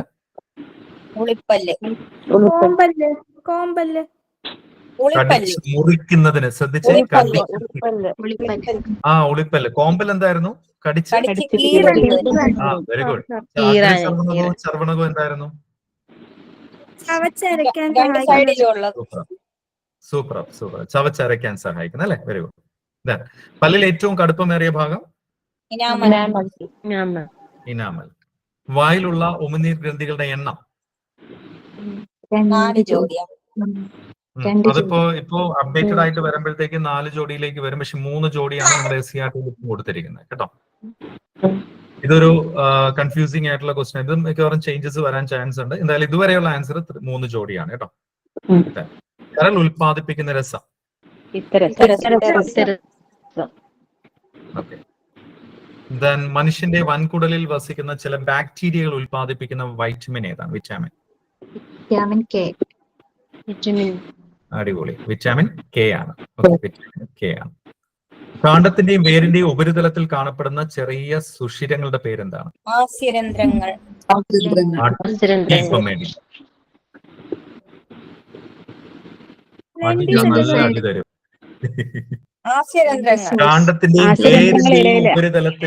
കാണ്ഡത്തിന്റെയും വേരിന്റെയും ഉപരിതലത്തിൽ കാണപ്പെടുന്ന ചെറിയ സുഷിരങ്ങൾ. തെറ്റിച്ചാണ്ടോ? അങ്ങനെ തെറ്റിക്കരുത്. 2 പോയിന്റ് അവിടെ തന്നേക്കുന്നത്. കാണ്ഡത്തിന്റെയും വേരിന്റെയും. കാണ്ഡത്തിന്റെയും ഇലയുടെയും എന്നല്ല ചോദിച്ചത്, കാണ്ഡത്തിന്റെയും വേരിന്റെയും. ഓക്കെ, അപ്പൊ ലെന്റിസെൽസ് ആണ് അല്ലെ? ലെന്റിസെൽസ് ആണ്. മനുഷ്യനിലെ പ്രധാന വിസർജനാവയവം? ഓക്കെ. ആദ്യമായി വൃക്ക മാറ്റിവെക്കൽ ശസ്ത്രക്രിയ നടത്തിയത് ആരാണ്?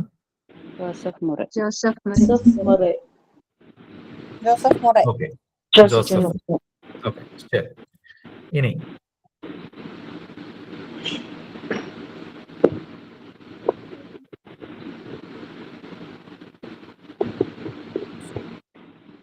ഓക്കെ, ഈ സാധനം നിങ്ങൾ കണ്ടിട്ടുള്ളതാണ്, നിങ്ങൾ ഉപയോഗിച്ചിട്ടുള്ളതാണ്. അതിനകത്തൊരു സംശയമില്ല. മൈക്രോസ്കോപ്പ് ആണെന്ന് അറിയാം. പണ്ട് നമ്മൾ സ്കൂളുകളിലും അല്ലെങ്കിൽ കോളേജിലൊക്കെ പഠിച്ചിരുന്നപ്പോൾ മൈക്രോസ്കോപ്പ് ഉപയോഗിച്ചിട്ടുണ്ട്. അപ്പൊ ഈ മൈക്രോസ്കോപ്പിലെ 1-2 പോയിന്റ്സ് മാത്രമാണ് നമുക്ക് ഇമ്പോർട്ടന്റ് ആയിട്ടുള്ള പോയിന്റ്, വേറെ ഒന്നുമല്ല. ലെൻസിന്റെ എണ്ണം വെച്ചിട്ടാണ് നമ്മൾ സിമ്പിൾ മൈക്രോസ്കോപ്പ് ആണോ കോമ്പൗണ്ട് മൈക്രോസ്കോപ്പ് ആണോ എന്നൊക്കെ നമ്മൾ പറയുന്നത്. അത് തന്നെയാണ് ആദ്യത്തെ പോയിന്റ്. ഒന്നിൽ കൂടുതൽ ലെൻസുകൾ ഉള്ളതിനെ നമ്മൾ എന്തെന്ന് വിളിക്കും? കോമ്പൗണ്ട് മൈക്രോസ്കോപ്പ് എന്ന് വിളിക്കും. അതുപോലെ തന്നെ നമുക്ക് പ്രകാശ തീവ്രത ക്രമീകരിക്കാനായിട്ട് സഹായിക്കുന്നത് എന്താണ്? ലൈറ്റിന്റെ ആ ഒരു തീവ്രത ക്രമീകരിക്കാനായിട്ട് ഉപയോഗിക്കുന്ന സംഭവത്തിന്റെ പേരെന്താണ്? ഡയഫ്രം എന്ന് പറയാം. അതുപോലെ തന്നെ നമ്മൾ ഇവിടെ ഒരു ഒരു മിറർ ഉണ്ട് അല്ലെ. ആ മിററിന് 2 സൈഡുകളുണ്ട്. നമ്മൾ പണ്ട് അത് ഉപയോഗിച്ചിട്ടുണ്ട്. തിരിച്ചും മറിച്ചും ഒക്കെ വെച്ച് നമ്മൾ നോക്കിയിട്ടുണ്ട്. പക്ഷെ അന്ന് നമുക്ക് അതിന്റെ അർത്ഥം കൃത്യമായിട്ട് അറിയില്ലായിരുന്നു. അർത്ഥം ഇത് മാത്രമേ ഉള്ളൂ: സൂര്യപ്രകാശം പ്രതിപദിപ്പിക്കാൻ ഉപയോഗിക്കുന്ന ആ മിററിന്റെ പേരാണ് സമതല ദർപ്പണം എന്ന് പറയുക. കൃത്രിമ പ്രകാശം പ്രതിപദിപ്പിക്കാനുള്ള ദർപ്പണം എന്ന് പറയുന്നത് കോൺകേവ് ആണ് എന്ന് ഓർത്തു വെക്കുക. അപ്പൊ അതുകൊണ്ടാണ് സമതല ദർപ്പണം ആയതുകൊണ്ടാണ് നമ്മൾ ചിലപ്പോൾ അതെടുത്തൊക്കെ മുഖം നോക്കിയിട്ടുണ്ടാവും. കറക്റ്റ് ആയിട്ട് മുഖം കാണാൻ പറ്റുന്ന ദർപ്പണമായിരുന്നു സമതല ദർപ്പണം. അത് സൂര്യപ്രകാശം അതുപോലെ തന്നെ പ്രതിപദിപ്പിക്കാൻ സഹായിക്കും. പക്ഷെ സൂര്യപ്രകാശം ഇല്ലാത്ത സമയത്ത് നമ്മൾ എന്ത് ചെയ്യും? കൃത്രിമ പ്രകാശം കൊടുക്കുകയാണെങ്കിൽ അവിടെ സമതല ദർപ്പണം പോരാ. അവിടെ ഏത് ദർപ്പണം വേണം? കോൺകേവ് ലെൻസ് വേണം അല്ലെ. കോൺകേവ് മിറർ ആയിരുന്നു ഇവിടെ ഉപയോഗിക്കേണ്ടത് എന്ന് ഓർത്തു വയ്ക്കുക. ഇതൊക്കെ നിങ്ങൾക്ക് അറിയാവുന്ന കാര്യങ്ങൾ തന്നെയാണ്. ഞാൻ ജസ്റ്റ് ഒന്ന് പറഞ്ഞു പോയെന്നേ ഉള്ളൂ.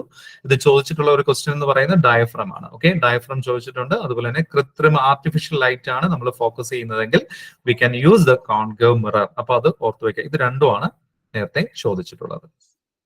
ഇനി നമ്മൾ വരുമ്പോൾ കോശത്തിനെ കുറിച്ച് പറയുമ്പോൾ ഇതൊക്കെ നിങ്ങൾക്ക് അറിയാവുന്നത് പോയിന്റ്സ് തന്നെയാണ്. ഒന്നും കൂടെ ഒന്ന് റിഫ്രഷ് ചെയ്യാം. നന്നായിട്ട് ശ്രദ്ധിച്ചിരുന്നാൽ മതി. ജീവികളുടെ അടിസ്ഥാന ഘടകം എന്ന് പറയുന്നത് അല്ലെ, സ്ട്രക്ചറൽ ആൻഡ് ഫങ്ഷണൽ യൂണിറ്റ് എന്ന് പറയുന്നത് തന്നെ ഇത് തന്നെയാണ്, സെല്ലാണ്. അപ്പൊ ജീവികളുടെ അടിസ്ഥാന ഘടകം എന്ന് പറയുന്നത് കോശമാണ്. പല പ്രാവശ്യം ചോദിച്ചിട്ടുണ്ട്. ലാറ്റിൻ പദത്തിൽ നിന്നാണ് ഇതിന്റെ ഈ പദം വന്നത്. സെല്ല അല്ലെങ്കിൽ സെല്ലുല.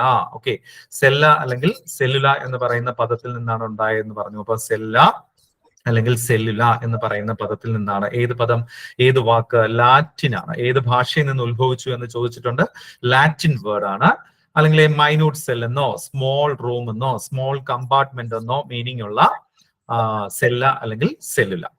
ഇനി ഫാദർ ഓഫ് സെൽസ് എന്നറിയപ്പെടുന്നത് നമുക്കറിയാം റോബർട്ട് ഹൂക്ക് ആണ്. റോബർട്ട് ഹൂക്ക് ആണ് എന്ന് നമ്മൾ പഠിച്ചു വെച്ചിട്ടുണ്ട്. ഫാദർ ഓഫ് സെൽസ് എന്ന് പറയുന്നത് റോബർട്ട് ഹൂക്ക് ആണ്. റോബർട്ട് ബ്രൗൺ എന്നൊക്കെ പറയുന്ന ആളുടെ ഓപ്ഷനകത്ത് കാണാം.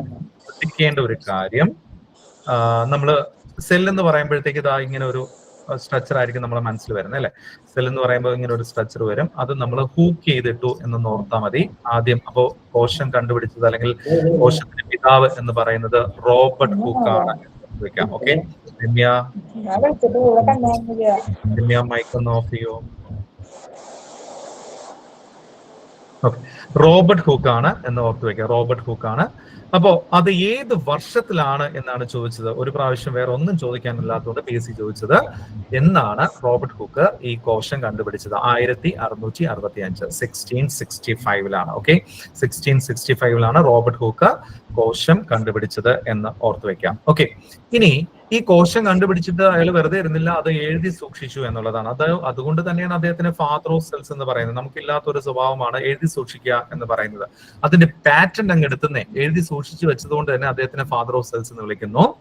അപ്പോ അത് ഏത് ബുക്കിലാണ് എഴുതിയതെന്ന് ചോദിച്ചാൽ മൈക്രോഗ്രാഫിയ. എന്താണ് മൈക്രോഗ്രാഫിയ എന്ന് പറയുന്ന ബുക്ക്? ഏത് ബുക്കാണ്? മൈക്രോഗ്രാഫിയ എന്ന് പറയുന്ന ബുക്കിലാണ് അദ്ദേഹം എഴുതി സൂക്ഷിച്ചത്. റോബർട്ട് ഹൂക്ക് ഏത് ബുക്കിലാണ് എന്ന് ചോദിച്ചാൽ അത് മൈക്രോഗ്രാഫിയ എന്ന് പറയുന്ന ബുക്കിൽ തന്നെയാണ്.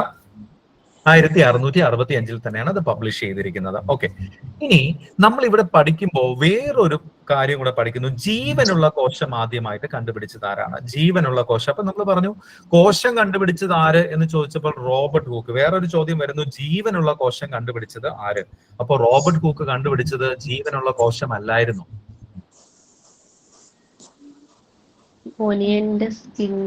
ഒണിയന്റെ സ്കിൻ ആണോ?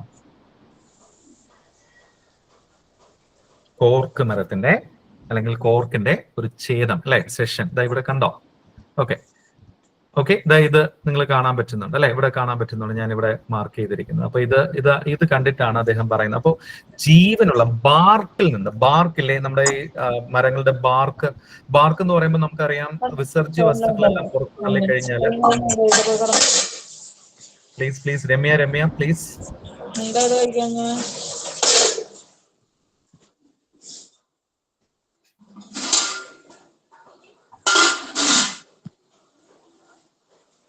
സമയം എത്രയാടാ കുറച്ച്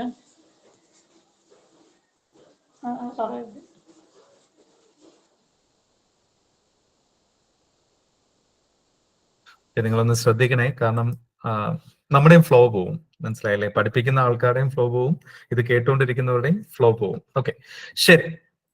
അപ്പോൾ ഇതിനകത്ത് നമ്മൾ മനസ്സിലാക്കേണ്ട ഒരു കാര്യം, ജീവനുള്ള കോശമല്ലായിരുന്നു ആര് കണ്ടുപിടിച്ചത്?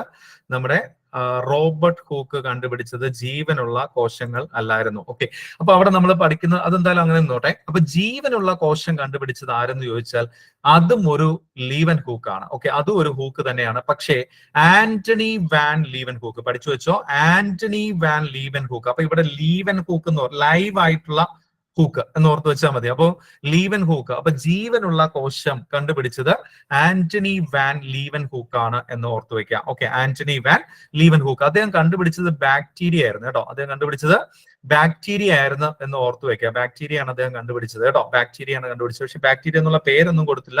അപ്പോ അങ്ങനെയാണെങ്കിൽ അദ്ദേഹം എന്ത് പേരായിരിക്കും കൊടുത്തത്? അദ്ദേഹം കണ്ടുപിടിച്ച ജീവനുള്ള ആ കോശത്തിന് കൊടുത്ത പേരാണ്, ഇതൊരു പ്രാവശ്യം PSC ചോദിച്ചതാണ്, ആനിമാൽക്യൂൾസ്.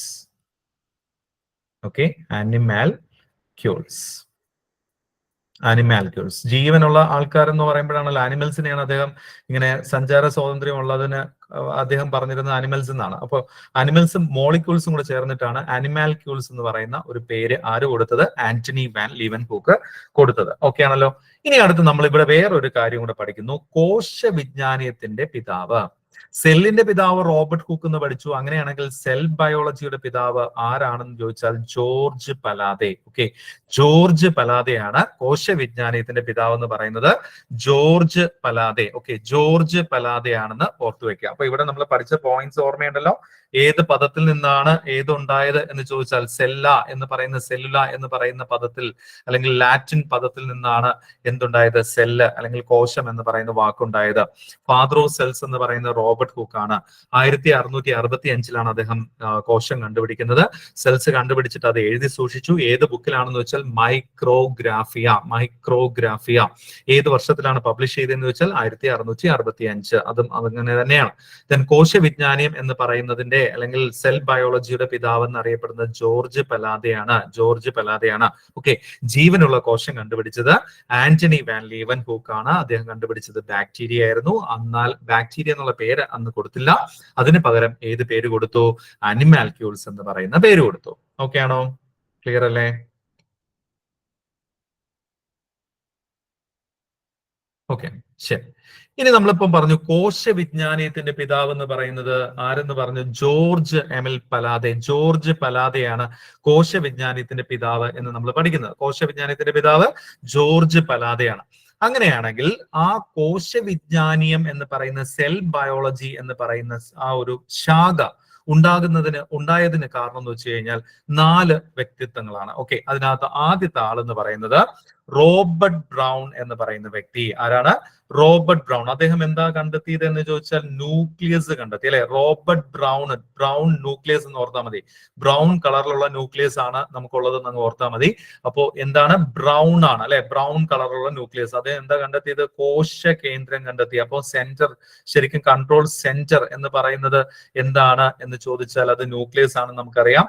അപ്പൊ അതിന് പേര് കൊടുത്തതും ആര് തന്നെയാണ്? റോബർട്ട് ബ്രൗൺ തന്നെയാണ്. ചിലതൊക്കെ കണ്ടുപിടിച്ചു കഴിഞ്ഞാൽ കണ്ടുപിടിക്കുന്ന ഒരാളും അതിന് പേര് കൊടുക്കുന്നത് മറ്റൊരാളുമായിരിക്കും. പക്ഷെ ഇവിടെ ശ്രദ്ധിക്കേണ്ട ഒരു കാര്യം, റോബർട്ട് ബ്രൗൺ തന്നെയാണ് ന്യൂക്ലിയസ് കണ്ടുപിടിച്ചത്. അതുപോലെ തന്നെ ന്യൂക്ലിയസ് എന്നുള്ള പേര് കൊടുത്തതും ആര് തന്നെയാണ്? റോബർട്ട് ബ്രൗൺ തന്നെയാണ്. ഒരു പ്രാവശ്യം PSC ചോദിച്ചത് ഏത് വർഷം, വേറെ ഒന്നും ചോദിക്കാനില്ലായിരുന്നു. ഏത് വർഷം? 1831. 1831 അത് കണ്ടുപിടിച്ചത് എന്ന് ഓർത്തു വെക്കുക. 1831. അടുത്ത ഒരാളെ നമ്മൾ പഠിക്കുന്നു, MJ ഷീൽഡൻ എന്ന് പറയുന്ന വ്യക്തി. MJ ഷീൽഡനും തിയോഡർ ഷ്വാനും. ഓക്കെ, തിയോഡർ ഷ്വാനും. അപ്പൊ ഇതിനകത്ത് നിങ്ങൾ ശ്രദ്ധിക്കേണ്ട ഒരു കാര്യം എന്ന് വെച്ച് കഴിഞ്ഞാൽ MJ ഷീൽഡനും തിയോഡർ ഷ്വാനും അങ്ങോട്ടും ഇങ്ങോട്ടും മാറിപ്പോരുത്. നമുക്കറിയാം സസ്യകോശവും ജന്തുകോശവും കണ്ടുപിടിച്ച വ്യക്തികളാണ്. അപ്പൊ ഇതിനകത്ത് MJ ഷീൽഡൻ കണ്ടുപിടിച്ചത് എന്താന്ന് വെച്ചാൽ സസ്യകോശം കണ്ടുപിടിച്ചു, അല്ലെ? സസ്യശരീരം കോശങ്ങളാൽ നിർമ്മിതമാണെന്ന് കണ്ടെത്തി. പ്ലാന്റ് സെല്ല് കണ്ടെത്തി, അല്ലെങ്കിൽ പ്ലാന്റ്സിന്റെ ബോഡി എന്ന് പറയുന്നത് സെൽസ് കൊണ്ടാണ് നിർമ്മിച്ചിരിക്കുന്നതെന്ന് കണ്ടെത്തിയത് MJ ഷീൽഡൻ ആണ്. അതുപോലെ തന്നെ തിയോഡർ ഷ്വാൻ കണ്ടുപിടിച്ചത് എന്താണെന്ന് ചോദിച്ചാൽ ജന്തു ശരീരം കോശങ്ങളാൽ നിർമ്മിതമാണെന്ന് കണ്ടെത്തി. അതായത് നമ്മുടെ ആനിമൽ സെല്ലിനെ കണ്ടെത്തി. അതുപോലെ തന്നെ ആനിമൽ സെൽസ് എന്ന് പറയുന്നത് അല്ലെങ്കിൽ ആനിമൽ ബോഡി എന്ന് പറയുന്നത് സെല്ലുകളാൽ നിർമ്മിതമാണെന്ന് അദ്ദേഹം കണ്ടെത്തി. ഓക്കെ, അപ്പൊ ഇത് രണ്ടുമാണ് ഇവർ കണ്ടെത്തിയത്. ഇനി അങ്ങോട്ടും ഇങ്ങോട്ടും മാറിപ്പോവാതിരിക്കാൻ ഒരൊറ്റ വഴിയേ ഉള്ളൂ. ഇത് തിയോഡർ ഷ്വാൻ ആണ്. സ്വാൻ എന്ന് വന്ന് മനസ്സിലേക്ക് കൊണ്ടുവന്ന സ്വാൻ അല്ലെങ്കിൽ ആ ഒരു അരയന്നം എന്നൊക്കെയുള്ള മനസ്സിലേക്ക് കൊണ്ടുവന്ന അല്ലെങ്കിൽ ക്ഷനകൻ എന്നൊക്കെ ഉള്ളതൊന്നും ഓർത്തെ, നായ അല്ലെ. അപ്പം സ്വാൻ അത് മൃഗവും പക്ഷി എന്നൊക്കെ ഉള്ള ഒരു കണക്ഷൻ അല്ലെ. പ്ലാന്റ്സ് അല്ലല്ലോ സ്വാൻ എന്ന് പറയുന്നത്. ഒന്ന് കണക്ട് ചെയ്തേ. അപ്പോ എന്താണ് ഇത് ആനിമൽ അല്ലെങ്കിൽ ആ ഒരു തരത്തിലേക്ക് ഒന്ന് കൊണ്ടുവന്നേ. പ്ലാന്റ്സ് അല്ല എന്നുള്ള കാര്യം മനസ്സിലായി. അപ്പൊ തിയോഡർ ഷ്വാൻ എന്ന് പറയുന്നത് ജന്തു ശരീരം കോശങ്ങളാൽ നിർമ്മിതമാണെന്ന് കണ്ടെത്തിയത് തിയോഡർ ഷ്വാൻ ആണ്. അപ്പൊ മറ്റു പേര് കേൾക്കുമ്പോൾ ഉറപ്പായിട്ടും നമുക്ക് മനസ്സിലാക്കാം സസ്യ ശരീരമാണെന്നുള്ളത്. അപ്പൊ ഇവിടെ ഒറ്റ കാര്യം കൂടെ പഠിക്കാനുണ്ട്. 1838 MJ ഷീൽഡൻ ഏത് കണ്ടുപിടിച്ചത്? പ്ലാന്റ് സെൽസ് കണ്ടുപിടിച്ചത്. അതുപോലെ തന്നെ തിയോഡർ ഷ്വാൻ കണ്ടുപിടിച്ചത് 1839. ഒട്ടും വിട്ടുകൊടുത്തിട്ടില്ല. 1838 പ്ലാന്റ് സെല്ല് കണ്ടുപിടിച്ചപ്പോൾ അതിന്റെ അടുത്ത വർഷം തന്നെ ആനിമൽ സെല്ലും കണ്ടുപിടിച്ചു. ഓക്കെ, ഇനി അടുത്തതാണ് ഏറ്റവും വലിയ ഹൈലൈറ്റ് എന്ന് പറയുന്നത് റുഡോൾഫ് വിർഷോ. എന്താണ് റുഡോൾഫ് വിർഷോ? ഇത് പല പ്രാവശ്യം ചോദിച്ചിട്ടുണ്ട്. റുഡോൾഫ് വിർഷോ വന്നു, എന്നിട്ട് എന്താ ചെയ്തതെന്ന് വെച്ച് കഴിഞ്ഞാൽ അദ്ദേഹം പറഞ്ഞത് ഒരു കാര്യം കൂട്ടിച്ചേർക്കുകയാണ് ചെയ്തത്. അതായത് MJ ഷീൽഡൻ പ്ലാന്റ് സെല്ലിനെ കണ്ടുപിടിച്ചു, തിയോഡർ ഷ്വാൻ ആനിമൽ സെൽസിനെ കണ്ടുപിടിച്ചു. എന്നിട്ട് അവർ തന്നെ പറഞ്ഞു ആനിമൽ സെല്ലിന്റെ ബോഡി അല്ലെങ്കിൽ ആനിമൽ ബോഡിയും അല്ലെങ്കിൽ പ്ലാന്റ് ബോഡിയും സെൽസ് കൊണ്ടാണ് നിർമ്മിച്ചിരിക്കുന്നത് എന്ന് പറഞ്ഞു. പക്ഷെ ഇദ്ദേഹം പറഞ്ഞ വേറൊരു കാര്യം, നിലവിലുള്ള കോശങ്ങളിൽ നിന്ന് മാത്രമാണ് പുതിയവ ഉണ്ടാകുന്നത് എന്ന ഒരു നിഗമനം രൂപീകരിച്ചത് ആരാണ്? Rudolf Virchow. അതായത് new cells are made from അല്ലെങ്കിൽ created from a pre existing cell എന്നുള്ള ഒരു കോൺസെപ്റ്റ് ആണ് അദ്ദേഹം കൊണ്ടുവന്നത്. നേരത്തെ ഉള്ള അല്ലെങ്കിൽ നിലവിലുള്ള കോശങ്ങളിൽ നിന്ന് മാത്രമാണ് പുതിയവ ഉണ്ടാവുകയുള്ളൂ എന്നാണ് പറയുന്നത്. അതായത് ജീവനുള്ളതിൽ നിന്ന് മാത്രമേ അടുത്ത പുതിയത് ഉണ്ടാവുകയുള്ളൂ എന്ന് പറയുന്ന ഒരു ആശയമാണ് റുഡോൾഫ് വിർഷോ കൊണ്ടുവന്നത്. ഇനി ഒരു കാര്യം ഓർത്തു വെക്കുക, PSC ചോദിച്ച മറ്റൊരു ക്വസ്റ്റ്യൻ എന്ന് പറയുന്നത് വിഭജിക്കുന്ന കോശങ്ങളെ ആദ്യമായി നിരീക്ഷിച്ചത് ആരാണ്? ഓക്കെ, ഡിവൈഡിങ് സെൽസ് അല്ലെ. ഡിവൈഡിങ് സെൽസിനെ ആദ്യമായിട്ട് നിരീക്ഷിച്ചത് ആരാണ് അല്ലെങ്കിൽ ഒബ്സർവ് ചെയ്തത് ആരാണ് എന്ന് ചോദിച്ചാൽ അത് റുഡോൾഫ് വിർഷോയാണ്. 1858 അദ്ദേഹം ഇങ്ങനെ ഒരു ആശയം കൊണ്ടുവരുന്നത് എന്ന് പഠിക്കുക. ഇനി ഇവിടെ ശ്രദ്ധിക്കേണ്ട ഒരു കാര്യം, സെൽ തിയറി എന്ന് പറയുന്ന കോശ സിദ്ധാന്തം ആര് കൊണ്ടുവന്നു എന്ന് ചോദിച്ചാൽ അതില് നമ്മൾ പഠിക്കേണ്ടത് 2 പേര് മാത്രമേ ഉള്ളൂ. സെൽ തിയറി കൊണ്ടുവന്നത് 2 പേര് മാത്രമേ ഉള്ളൂ, MJ ഷീൽഡനും തിയോഡർ ഷ്വാനും. ഓക്കെ, MJ ഷീൽഡനും തിയോഡർ ഷ്വാനും മാത്രമേ എന്ത് കൊണ്ടുവന്നിട്ടുള്ളൂ? കോശ സിദ്ധാന്തം കൊണ്ടുവന്നിട്ടുള്ളൂ. അപ്പൊ ഓർത്തു വെക്കാം, MJ ഷീൽഡനും തിയോഡർ ഷ്വാനും ചേർന്ന് കൊണ്ടുവന്നതാണ് ഏതെന്ന് പറയുന്നത്? കോശ സിദ്ധാന്തം എന്ന് പറയുന്നത്. ആ കോശ സിദ്ധാന്തത്തിനകത്ത് 2 സ്റ്റേറ്റ്മെന്റ്സേ ഉള്ളൂ. ഓക്കെ, 2 കോൺസെപ്റ്റ് അല്ലെങ്കിൽ 2 തിയററ്റിക്കൽ ആയിട്ടുള്ള സ്റ്റേറ്റ്മെന്റ്സേ ഉള്ളൂ. എന്താണെന്ന് ചോദിച്ചാൽ അവർ ആദ്യം പറഞ്ഞത് ഒരു കാര്യം തന്നെയാണ്, എല്ലാ ജീവശരീരവും കോശ നിർമ്മിതമാണ്. ഓക്കെ, അപ്പൊ ഇതിനകത്ത് എല്ലാ ലൈഫ് എക്സിസ്റ്റഡ് ആയിട്ടുള്ള ബോഡീസും മേഡപ്പ് ഓഫ് സെൽസ് എന്ന് പറഞ്ഞു. ഓക്കെ, രണ്ടാമത്തെ കാര്യം എന്ന് പറയുന്നത് നമ്മൾ നേരത്തെ പറഞ്ഞ കാര്യം, ഇത് PSCയുടെ പ്രീവിയസ് ക്വസ്റ്റ്യൻ ആണ്, ജീവികളുടെ ഘടനാപരവും ജീവധർമ്മപരവുമായ അടിസ്ഥാന ഘടകം. നമ്മൾ പറഞ്ഞു സ്ട്രക്ചറൽ ആൻഡ് ഫങ്ഷണൽ യൂണിറ്റ് എന്ന് പറയുന്നത് ഏതാണെന്ന് ചോദിച്ചാൽ അത് സെല്ലാണ്. ഓക്കെ, അപ്പോ നമുക്കറിയാം, അപ്പം ജീവികളുടെ ഘടനാപരവും ജീവധർമ്മപരമായ അടിസ്ഥാന ഘടകങ്ങളാണ് കോശങ്ങൾ. അതാ ശ്രദ്ധിക്കേണ്ട ഒരു കാര്യം, ഈ 2 സ്റ്റേറ്റ്മെന്റ്സ് ആണ് ആര് പറഞ്ഞിട്ടുള്ളത്? MJ ഷീൽഡനും തിയോഡർ ഷ്വാനും. അപ്പൊ നമ്മുടെ റുഡോൾഫ് വിർഷോ വന്നിട്ട് പറഞ്ഞു ഓൾറെഡി എക്സിസ്റ്റഡ് ആയിട്ടുള്ളതിൽ നിന്ന് മാത്രമേ എന്തുണ്ടാവുകയുള്ളൂ? പുതിയവ ഉണ്ടാവുകയുള്ളൂ എന്ന് പറഞ്ഞ ഒരു നിർവചനവും കൂടെ കൊണ്ടുവന്നു. അത് മൂന്നാമത്തതായിട്ട് കോൺസെപ്റ്റ് ആയിട്ട് അല്ലെങ്കിൽ മൂന്നാമത്തെ സ്റ്റേറ്റ്മെന്റ് ആയിട്ട് കാണുന്നുണ്ട്. പക്ഷേ അത് സെൽ തിയറി എന്നല്ല അറിയപ്പെടുന്നത്, മോഡിഫൈഡ് സെൽ തിയറി. ഓക്കെ, അപ്പൊ റുഡോൾഫ് വിർഷോ കൊണ്ടുവന്നത് മോഡിഫൈഡ് സെൽ തിയറിയാണ്. അല്ലെങ്കിൽ സെൽ തിയറി ആര് മോഡിഫൈ ചെയ്തു എന്ന് ചോദിച്ചാൽ അത് ആരാണ്? നമ്മുടെ റുഡോൾഫ് വിർഷോയാണ്. ഓക്കെ, അപ്പൊ റുഡോൾഫ് വിർഷോയുടെ കോൺസെപ്റ്റ് ഒക്കെ മനസ്സിലായല്ലോ? ഓക്കെ ആണല്ലോ? അപ്പോ കോശ സിദ്ധാന്തം ആരാണ് കൊണ്ടുവന്നതെന്ന് ചോദിച്ചാൽ ഇവർ 2 പേരും മാത്രമാണ് കോശ സിദ്ധാന്തത്തിന്റെ ഉത്തരവാദികൾ എന്നുള്ളത് മനസ്സിലാക്കി വെക്കാം. ഇനി നമുക്ക് മനസ്സിലാക്കേണ്ടത് എന്തൊക്കെ ജീവധർമ്മങ്ങളാണ് കോശങ്ങൾ നിർവഹിക്കുന്നത്, എന്തൊക്കെ ഫങ്ഷൻസ് ആണ് നമ്മുടെ ഈ സെൽസ് നടത്തുന്നത് എന്നുള്ളതാണ് നമുക്ക് മനസ്സിലാക്കേണ്ടത്. അതിനകത്ത് ഫസ്റ്റ് ഫങ്ഷൻ എന്ന് പറയുന്നത് അന്യവസ്തുക്കളെ പ്രതിരോധിക്കുക എന്നുള്ളതാണ് അല്ലെ. പുറത്തുനിന്ന് വരുന്ന ഫോറിൻ ബോഡീസിനെ പ്രിവെന്റ് ചെയ്യുക, അകത്തേക്ക് കടക്കുന്നതിൽ നിന്ന് പ്രൊട്ടക്ട് ചെയ്യുക എന്നുള്ളതാണ്. രണ്ടാമത്തെ കാര്യം, പോഷകങ്ങളിൽ നിന്ന് ഊർജം സ്വതന്ത്രമാക്കുന്നു, ന്യൂട്രിയൻസിൽ നിന്ന് എനർജി റിലീസ് ചെയ്യുക എന്ന് പറയുന്ന രണ്ടാമത്തെ ഫംഗ്ഷൻ. ഞാൻ ഇത് എന്തിനാ ഈ സ്ലൈഡ് എടുത്തു എന്ന് ചോദിച്ചു കഴിഞ്ഞാൽ ഇതൊരു ക്വസ്റ്റ്യൻ ആണ്. മൂന്നാമത്തെ ഫംഗ്ഷൻ എന്ന് പറയുന്നത് ജൈവ തന്മാത്രകൾ നിർമ്മിക്കുന്നു. ദാറ്റ് ഈസ് ബയോ മോളിക്യൂൾസ് എന്ന് പറയും. ബയോ മോളിക്യൂൾസ് എന്ന് പറയും. ജൈവ തന്മാത്രകൾ. നമ്മുടെ ശരീരം ഉണ്ടാക്കിയിരിക്കുന്നത് 4 തരത്തിലുള്ള ബയോ മോളിക്യൂൾസ് കൊണ്ടാണ്. ഏതൊക്കെ ബയോ മോളിക്യൂൾസ് ആണ്, അല്ലെങ്കിൽ ഏതൊക്കെ ജൈവ തന്മാത്രകളാണെന്ന് അറിയാമോ? ആരെങ്കിലും പറയാമോ? 4 തരത്തിലുള്ള ജൈവ തന്മാത്രകൾ ഏതൊക്കെയാണ്?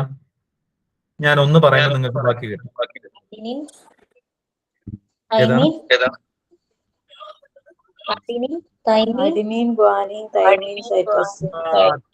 അടിപൊളിയായിട്ട് തെറ്റിച്ചു. സൂപ്പർ. അതെന്താണ് സംഭവം? ഞാൻ ചോദിച്ചത് ബയോമോളിക്യൂൾസ്. തൈമിനും അഡിനിനും ഗോണിനും സൈറ്റോസിനും ഒക്കെ എവിടത്തെ സ്ട്രക്ചറാണ്?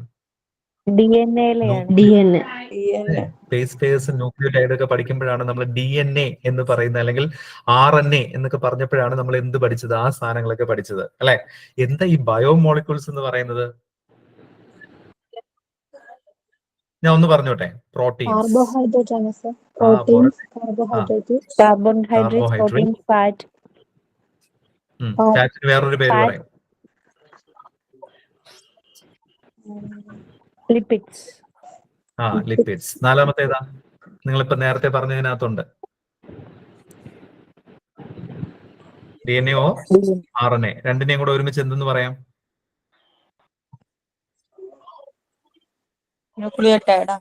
ന്യൂക്ലിയോടൈഡ് ആണോ? Nucleic acids. Very good. അപ്പൊ ഇതാണ് ബയോമോളിക്യൂൾസ് എന്ന് പറയുന്നത്. പ്രോട്ടീൻസ്, കാർബോഹൈഡ്രേറ്റ്സ്, ലിപ്പിഡ്സ്, അതുപോലെ തന്നെ ന്യൂക്ലിക് ആസിഡ്. ഇതാണ് ജൈവ തന്മാത്രകൾ എന്ന് പറയുന്നത്. ഓർത്തു വെക്കണം, മറന്നു പോകരുത്. നിങ്ങൾ നേരത്തെ പറഞ്ഞ ഗോണിൻ, തൈമിൻ അല്ലെ? ഗോണിൻ, തൈമിൻ, ഏതൊക്കെയുണ്ട്? പിന്നെ അഡിനിൻ, സൈറ്റോസിൻ. Okay, cytosine. ഇനി ഒരു കാര്യം ഞാൻ ഇവിടെ ഒന്ന് ചോദിച്ചോട്ടെ, പെട്ടെന്ന് പറഞ്ഞു പോവാ. നിങ്ങൾ പറഞ്ഞുകൊണ്ട് ഞാൻ പറയുന്നതേ ഉള്ളൂ. ഈ ഗോനൈൻ എന്ന് പറയുന്ന സാധനം ഏതുമായിട്ടാണ് കണക്റ്റഡ്? DNA അല്ല, ഈ 4 ഇഴകളുടെ കാര്യം നിങ്ങൾ പറഞ്ഞു അല്ലെ? 4 ബേസ് പേഴ്സിന്റെ കാര്യമാണ് ഈ പറഞ്ഞുകൊണ്ടിരിക്കുന്നത്. അപ്പൊ അതിനകത്ത് guanine every time connected with ഏതുമായിട്ടാ? Guanine connected cytosine. Very good. Cytosine. Okay, then അത് എന്ത് ബോണ്ട് കൊണ്ടാ കണക്റ്റഡ്?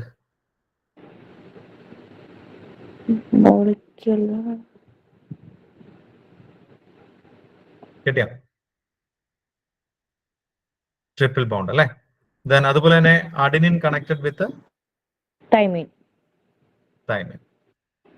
ഈ ഒരു റൂൾ ഉണ്ട്. ആ റൂളിന്റെ പേരെന്താ? അഡിനിൻ എപ്പോഴും തൈമിനുമായിട്ട് കണക്ട് ചെയ്യും, ഗോനിൻ എപ്പോഴും സൈറ്റോസിനായിട്ട് കണക്ട് ചെയ്യും. ഷാർഗാഫ് റൂൾ കേട്ടിട്ടുണ്ടോ? ഷാർഗാഫ് റൂൾ എന്ന് പറയും കേട്ടോ. ഷാർഗാഫ് റൂൾ ജസ്റ്റ് പറഞ്ഞു പോയിന്നേ ഉള്ളൂ. ഇത് നിങ്ങൾ DNA-യിൽ കാണുന്ന സ്ട്രക്ചർ ആണ് നിങ്ങൾ ഈ പറഞ്ഞത് അല്ലെ? DNA-യിൽ കാണുന്നത്.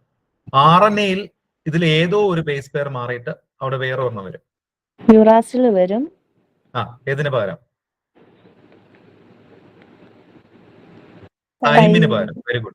തൈമിന് പകരം യുറാസിൽ വരും. അപ്പൊ യുറാസിൽ എവിടെയാണ് കാണുന്നതെന്ന് ചോദിച്ചാൽ RNA-യിലാണ്. ഓക്കെ, മറ്റത് DNA-യിലാവുമ്പോൾ തൈമിൻ കാണും കേട്ടോ. ഓക്കെ ആണല്ലോ? അത് രണ്ടും ജസ്റ്റ് ഒന്ന് പറഞ്ഞു പോയിന്നേ ഉള്ളൂ. നിങ്ങൾ പറഞ്ഞതുകൊണ്ട് പറഞ്ഞു പോയിന്നേ ഉള്ളൂ.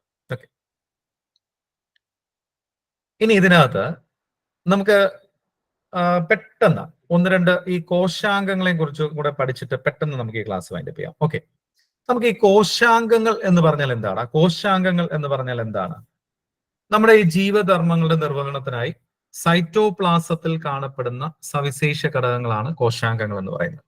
അങ്ങനെയാണെങ്കിൽ എന്താണ് സൈറ്റോപ്ലാസം എന്നും എന്താണ് പ്രോട്ടോപ്ലാസം എന്നും നമ്മൾ ആദ്യം പഠിച്ചിരിക്കണം അല്ലെ? പ്രോട്ടോപ്ലാസം എന്താണെന്ന് നമ്മൾ അറിയണം, അതുപോലെ തന്നെ സൈറ്റോപ്ലാസം എന്താണെന്ന് നമുക്കറിയണം.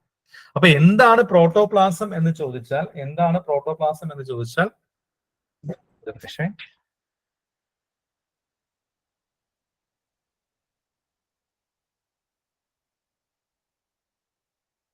ഓക്കെ, പ്രോട്ടോപ്ലാസം എന്ന് പറയുന്നത് ജീവദ്രവ്യമാണ് അല്ലെ? ജീവദ്രവ്യം എന്ന് പറയുന്നത് കോശസ്തരത്തിനുള്ളിലെ അല്ലെങ്കിൽ സെൽ വോളിനകത്തുള്ള എല്ലാ പദാർത്ഥങ്ങളെയും ചേർത്തിട്ടാണ് നമ്മൾ എന്തെന്ന് പറയുക? ജീവദ്രവ്യം എന്ന് പറയുക. ഓക്കെ, ജീവദ്രവ്യം അല്ലെങ്കിൽ പ്രോട്ടോപ്ലാസം എന്ന് പറയുക. ഇനി ഈ പ്രോട്ടോപ്ലാസത്തില് മർമ്മം എടുത്തു മാറ്റിയാൽ ന്യൂക്ലിയസ് ഒഴികെയുള്ള എല്ലാ ഭാഗത്തിനെയും പറയുന്ന പേരാണ് സൈറ്റോപ്ലാസം എന്ന് പറയുക. ഓക്കെ, ഇത് രണ്ടും നിങ്ങൾക്ക് അറിയാം. പ്രോട്ടോപ്ലാസം എന്താണെന്ന് അല്ലെങ്കിൽ സൈറ്റോപ്ലാസം എന്താണെന്ന് നിങ്ങൾക്ക് കിട്ടി അല്ലെ? പ്രോട്ടോപ്ലാസം എന്താണെന്നും സൈറ്റോപ്ലാസം എന്താണെന്ന് കിട്ടി. ഇനി ഈ സൈറ്റോപ്ലാസത്തിനകത്ത് തന്നെ കാണപ്പെടുന്ന സവിശേഷ ഘടകങ്ങൾ എന്ന് പറയുന്നതാണ് എന്തെന്ന് പറയുക? സെൽ ഓർഗനൽസ് എന്ന് പറയുക. അപ്പൊ ഇതിനകത്ത് കുറച്ച് സെൽ ഓർഗനൽസ് ഉണ്ട്. അപ്പൊ ആ സെൽ ഓർഗനൽസിനെ കുറിച്ച് നമ്മൾ പഠിക്കുന്നതിന് മുമ്പായിട്ട് നമ്മൾ 1-2 കാര്യങ്ങളും കൂടെ പഠിക്കാനുണ്ട്. അതായത്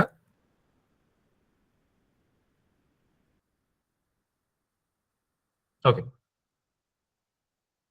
നിങ്ങളൊരു 5 minutes കൂടെ എനിക്ക് തരുമല്ലോ? ഓക്കെ അല്ലേ? ഓക്കെ ആണോ? അല്ലെങ്കിൽ അടുത്ത ക്ലാസ്സിൽ പോകണം. ഓക്കെ, ഓക്കെ ആണ്. കാരണം സമയമില്ല എന്നുള്ള കാര്യം നിങ്ങൾക്ക് തന്നെ അറിയാം.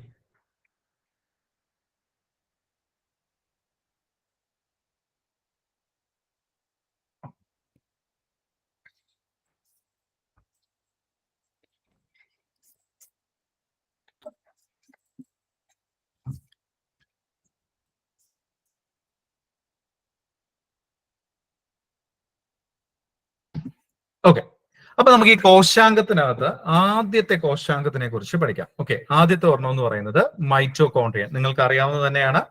കോശത്തിലെ ഊർജ നിലയം എന്ന് പറയുന്നത് അല്ലെ, ഊർജ നിലയം എന്ന് പറയുന്നത് മൈറ്റോകോൺട്രിയനാണ്. അപ്പൊ അല്ലെങ്കിൽ പവർ ഹൗസ് എന്നറിയപ്പെടുന്നത് ഏതാണ്? മൈറ്റോകോൺട്രിയനാണ്. ഊർജ നിർമ്മാണത്തിനും സംഭരണത്തിനുമാണ് ഇത് സഹായിക്കുന്നത് എന്ന് ഓർത്തു വെക്കാം. ഇനി ശ്രദ്ധിക്കേണ്ട ഒരു കാര്യം, ഊർജ ആവശ്യം കൂടുതലുള്ള എവിടെയൊക്കെയാണ് ഇത് കാണുന്നത്? ലിവറിൽ കാണും, തലച്ചോറ് ബ്രെയിനിൽ കാണും, അതുപോലെ തന്നെ പേശികൾ. അപ്പൊ ഇവിടെയൊക്കെ ഏറ്റവും കൂടുതൽ കാണപ്പെടുന്നത് മൈറ്റോകോൺട്രിയൻ ആണ് എന്ന് ഓർത്തു വെക്കാം. ഓക്കെ, മൈറ്റോകോൺട്രിയൻ ആണ് എന്ന് ഓർത്തു വെക്കാം. അപ്പൊ എവിടെയൊക്കെയാണ് കാണുന്നത്? മൈറ്റോകോൺട്രിയനില് അല്ലെങ്കിൽ മൈറ്റോകോൺട്രിയൻ ഏറ്റവും കൂടുതൽ കാണപ്പെടുന്നത് എവിടെയെന്നാണെന്ന് ചോദിച്ചു കഴിഞ്ഞാൽ അത് എവിടെയൊക്കെയാണ്? കരളുണ്ട്, തലച്ചോറുണ്ട്, പേശികളുണ്ട്. ഓക്കെ, ഇനി ശ്രദ്ധിക്കേണ്ട ഒരു കാര്യം, ഏറ്റവും കൂടുതൽ ചോദിച്ചിട്ടുള്ളത് നിങ്ങൾക്ക് ആവശ്യമുള്ളത് ഇത് തന്നെയാണ്. ഇത് എന്തിലാ റിച്ച് എന്ന് പറയുന്നത്? മൈറ്റോകോൺട്രിയൻ റിച്ച് ആണ് അല്ലെ, എനർജി റിച്ച് ആണ് അല്ലെങ്കിൽ പവർ ഹൗസ് ആണ്. റിച്ച് എന്തിലാ? വോൾട്ടേജിലല്ലേ? പവർ ഹൗസ് അല്ലേ? വോൾട്ടേജിലല്ലേ? അപ്പൊ ഇത് കണ്ടുപിടിച്ചത് ആരാന്ന് ചോദിച്ചാൽ ആരാണ്? Richard Altmann. മറന്നുപോകില്ലല്ലോ. അപ്പോ പവർ ഹൗസ്, അപ്പം റിച്ച്, അപ്പം പവർ ഹൗസിനകത്ത് വോൾട്ടേജ് കൂടുതലാണെന്ന് ഓർത്ത് വയ്ക്കുക. എന്ത് കൂടുതൽ? റിച്ച് ആണ് അല്ലെ, എന്ത് കൂടുതൽ? വോൾട്ടേജ്. അപ്പം റിച്ചാർഡ് ഓൾട്ട്മാൻ ആണ് ഏത് കണ്ടുപിടിച്ചത്? മൈറ്റോകോൺട്രിയൻ കണ്ടുപിടിച്ചത്. ഇനി ചോദിച്ചിട്ടുള്ള മറ്റൊരു ചോദ്യം, ഈ റിച്ചാർഡ് ഓൾട്ട്മാൻ കണ്ടുപിടിച്ചപ്പോ അതിന് കൊടുത്ത പേര് ബയോബ്ലാസ്റ്റുകൾ എന്നായിരുന്നു. ഓക്കെ, ബയോബ്ലാസ്റ്റുകൾ എന്നായിരുന്നു പേര് കൊടുത്തത്. ഓക്കെ, ഇതൊന്നും നിങ്ങളുടെ റാങ്ക് ഫയലുകളിൽ ഉണ്ടാവില്ല. ബയോബ്ലാസ്റ്റുകൾ എന്നാണ് അറിയപ്പെടുന്നത്. അപ്പൊ ഇതിനകത്ത് ഈ റിച്ചാർഡ് ഓൾട്ട്മാൻ കൊടുത്തതാണെന്നൊന്നുമല്ല PSC ചോദിച്ചത്.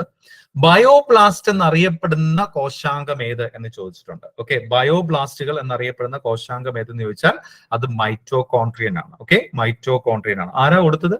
റിച്ചാർഡ് ഓൾട്ട്മാൻ ആണ് ബയോബ്ലാസ്റ്റുകൾ അല്ലെ, ബയോബ്ലാസ്റ്റുകൾ എന്ന് കൊടുത്തത്.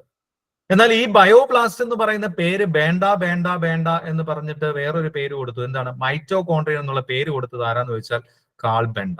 ഓക്കെ, ആരാണ് വേണ്ട എന്ന് പറഞ്ഞത്? കാൾ ബെണ്ടയാണെന്ന് പറഞ്ഞത്. അപ്പൊ എന്ത് പേര് കൊടുത്തത്? മൈറ്റോകോൺട്രിയൻ എന്നുള്ള പേര് കൊടുത്തത് ആരെന്ന് ചോദിച്ചാൽ കാൾ ബെണ്ട.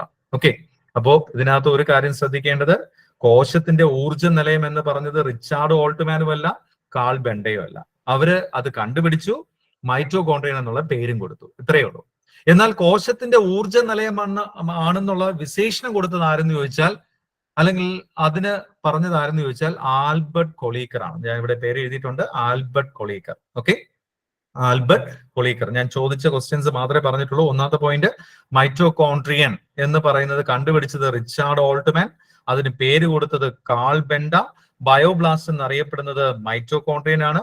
കോശത്തിലെ ഊർജ്ജ നിലയമാണ് മൈറ്റോകോൺട്രിയൻ എന്ന് പറഞ്ഞത് ആൽബർട്ട് വോൺ കൊളീക്കർ ആണ്. ഓക്കെ, കൊളീക്കർ ആണ് അത് പറഞ്ഞത്. ഇനി ഏറ്റവും കൂടുതൽ ഇത് എവിടെ കാണപ്പെടുന്നു എന്ന് ചോദിച്ചാൽ കരള്, തലച്ചോറ്, പേശികൾ. ഓക്കെ ആണല്ലോ, മൈറ്റോകോൺട്രിയൻ. ഇത്രയും പോയിന്റ്സ് ഒന്ന് പഠിച്ചു പോവാം. ഓക്കെ, രണ്ടാമത്തെ കോശാംഗം എന്ന് പറയുന്നത് endoplasmic reticulum. Okay, endoplasmic reticulum. അപ്പൊ ഇതിന് നമ്മൾ പറയുന്നത് സൈറ്റോസ്കെൽറ്റൻ എന്നാണ്. ഓക്കെ, സൈറ്റോസ്കെൽറ്റൻ എന്നറിയപ്പെടുന്ന കോശാംഗം ഏത് എന്നൊരു ചോദ്യമുണ്ട്. അത് ഏത് തന്നെയാണ്? കോശാസ്ഥികൂടമാണ്. ഓക്കെ, കോശാസ്ഥികൂടം എന്നറിയപ്പെടുന്ന എൻഡോപ്ലാസ്മിക് റെറ്റിക്കുലമാണ്. Okay, endoplasmic reticulum. അപ്പൊ ഇത് ഈ റെറ്റിക്കുലം എന്ന് നോക്കുമ്പോൾ തന്നെ നമുക്കറിയാം ഒരുപാട് പാതകൾ അല്ലെങ്കിൽ കെട്ടുപിടഞ്ഞു കിടക്കുന്നത്, അല്ലെ, റോഡുകൾ എന്ന് ഓർത്താൽ മതി. ഇങ്ങനെ കെട്ടുപിടഞ്ഞു കിടക്കുന്ന റോഡുകൾ എന്ന് ഓർത്താൽ മതി. അപ്പൊ കോശത്തിനുള്ളിലെ ട്രാൻസ്പോർട്ടേഷൻ ഒക്കെ നടക്കുന്ന ഇതുവഴിയാ. സഞ്ചാരപാത എന്ന് പറയുന്നത് ഇതാണ്. ഓക്കെ, കോശത്തിനുള്ളിലെ സഞ്ചാരപാത എന്നറിയപ്പെടുന്ന കോശാസ്ഥികൂടമാണ്. കോശത്തിനുള്ളിൽ പദാർത്ഥ സംവഹനം നടക്കുന്നത്, മെറ്റീരിയൽസ് അങ്ങോട്ടും ഇങ്ങോട്ടും ട്രാൻസ്പോർട്ടേഷൻ നടക്കുന്നതൊക്കെ ഇതുവഴിയാണ് എന്ന് ഓർത്തു വെക്കുക. അപ്പോൾ ഒരു ട്രാൻസ്പോർട്ട് സിസ്റ്റം എന്ന് വേണമെങ്കിൽ നമുക്ക് പറയാം. അത് സൈറ്റോസ്കെൽറ്റൻ എന്നറിയപ്പെടുന്നു, അല്ലെങ്കിൽ കോശ അസ്ഥികൂടം എന്ന് പറയാം, അല്ലെ, കോശാസ്ഥികൂടം എന്ന് പറയാം, സൈറ്റോസ്കെൽറ്റൻ എന്ന് പറയാം. അത് ഏതാണ്? എൻഡോപ്ലാസ്മിക് റെറ്റിക്കുലമാണ്. ഇനി നോക്കേണ്ടത് ഇതിന്റെ ഫംഗ്ഷൻ ആണ്. അപ്പോൾ ഇങ്ങനെ കെട്ടുപിണഞ്ഞു കിടക്കുന്നു എന്ന് പറഞ്ഞു, ഇങ്ങനെ കെട്ടുപിണഞ്ഞു കൊടുക്കുന്നത് കൊണ്ട് തന്നെ ആ കോശത്തിന് ദൃഢതയും ആകൃതിയും, ഓക്കെ, ഒരു എന്താണ്, റിജിഡിറ്റിയും അതുപോലെ തന്നെ ഒരു സ്ട്രക്ചറും കൊടുക്കുന്നത് ഏതാണെന്ന് ചോദിച്ചാൽ അത് കോശാസ്ഥികൂടമാണ്. ഇതാണ് അതിന്റെ ഫംഗ്ഷൻ എന്ന് പറയുന്നത്. അപ്പൊ ഇത് പോർട്ട് അല്ലേ, ട്രാൻസ്പോർട്ടേഷൻ അല്ലേ നടക്കുന്ന, ഒരുപാട് കാര്യങ്ങൾ അങ്ങോട്ടും ഇങ്ങോട്ടും പോർട്ടിൽ കൂടെ, നമ്മൾ എയർപോർട്ട്, സീ പോർട്ട് എന്നൊക്കെ പറയുന്നത് പോലെ തന്നെ പോർട്ടിംഗ് അല്ലേ നടക്കുന്നത്, പ്രോസസ് പോർട്ടിംഗ് അല്ലേ. ഇത് കണ്ടുപിടിച്ച ആളുടെ പേര് പോർട്ടർ. ഓക്കെ, പോർട്ടറും തോംസണും കൂടെ ചേർന്നിട്ടാണ് കണ്ടുപിടിച്ചത്.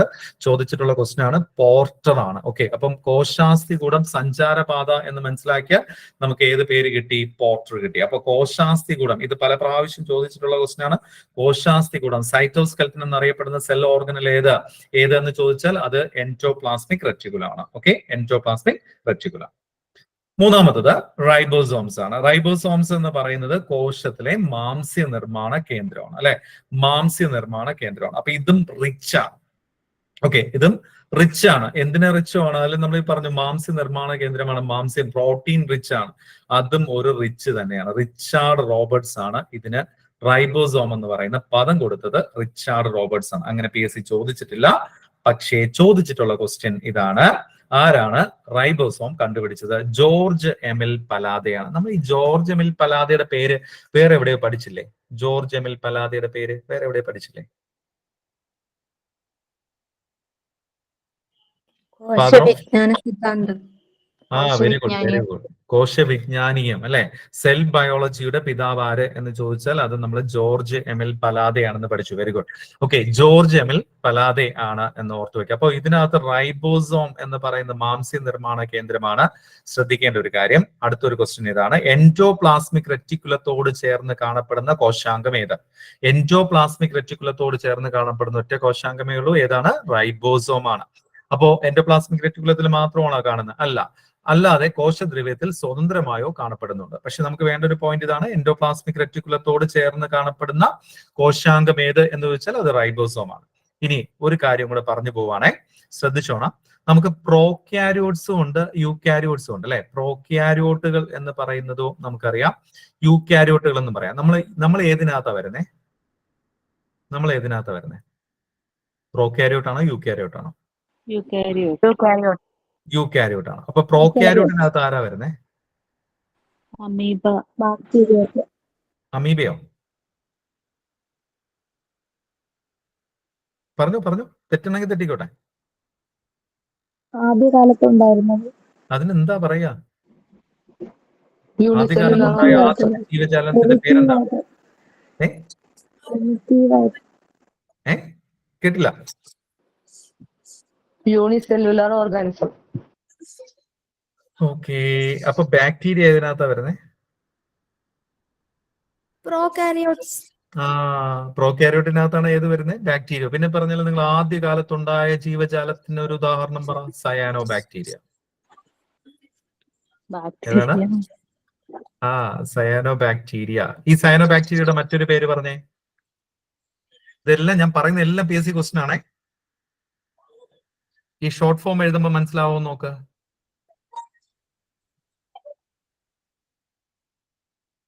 കിട്ടിയോ? Blue, green, algae. Very good. Blue green algae എന്നറിയപ്പെടുന്ന ഏതാണ്? സയാനോ ബാക്ടീരിയ ആണ്. ഇനി ഒരാളും കൂടെ ഈ പ്രോക്യാരിയോട്ടിനകത്ത് എക്സാമ്പിൾ ഉണ്ട്. ആരെന്നറിയാമോ? സൂക്ഷ്മാണു ലോകത്തെ കോമാളി എന്നറിയപ്പെടുന്ന മൈക്രോബയോളജിക്കൽ വേൾഡില് അല്ലെങ്കിൽ മൈക്രോബിയൽ വേൾഡിലെ ചോക്കർ ആരാണ്? വൈറസ്. അല്ല, വൈറസിനെ നമ്മൾ ഒന്നിനകത്ത് കൂട്ടിയിട്ടില്ല. Very good. പോരട്ടെ. മൈക്കോപ്ലാസ്മ. അപ്പൊ പ്രോക്യാരിയറ്റിനകത്ത് നമ്മൾ 3 എക്സാമ്പിൾ പഠിക്കുന്നു. അതൊരു 3 പേരാണ് മെയിൻ ആയിട്ടുള്ള example. Bacteria, cyano bacteria, mycoplasma. ഈ മൈക്കോപ്ലാസ്മയെ നമ്മൾ എന്തോ പറഞ്ഞ് പഠിച്ചിട്ടുണ്ടല്ലോ.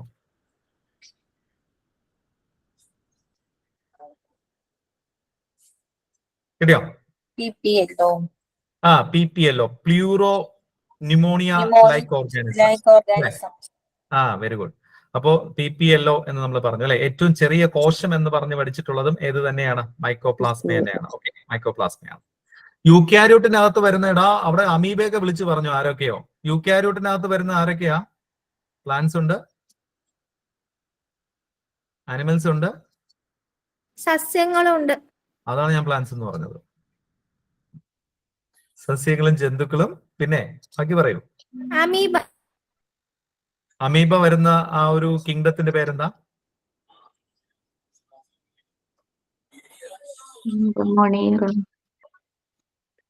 മൊണേറ. അപ്പോ ഒരുപാട് കാര്യങ്ങൾ നമ്മൾ ഡിസ്കസ് ചെയ്ത് പോവാം. ഓക്കെ, മൊണേറ എന്ന് പറയുന്നതിനകത്തെ എക്സാമ്പിൾ ഏതാണ്? അത് ആരാ കൊണ്ടുവന്നേ? ഈ 5 കിങ്ഡം ക്ലാസിഫിക്കേഷൻ ആരാ കൊണ്ടുവന്നേ?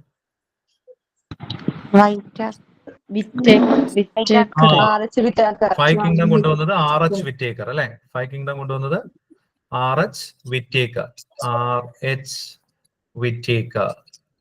ഓക്കെ, വിറ്റേക്കർ ആണ് കൊണ്ടുവന്നത്.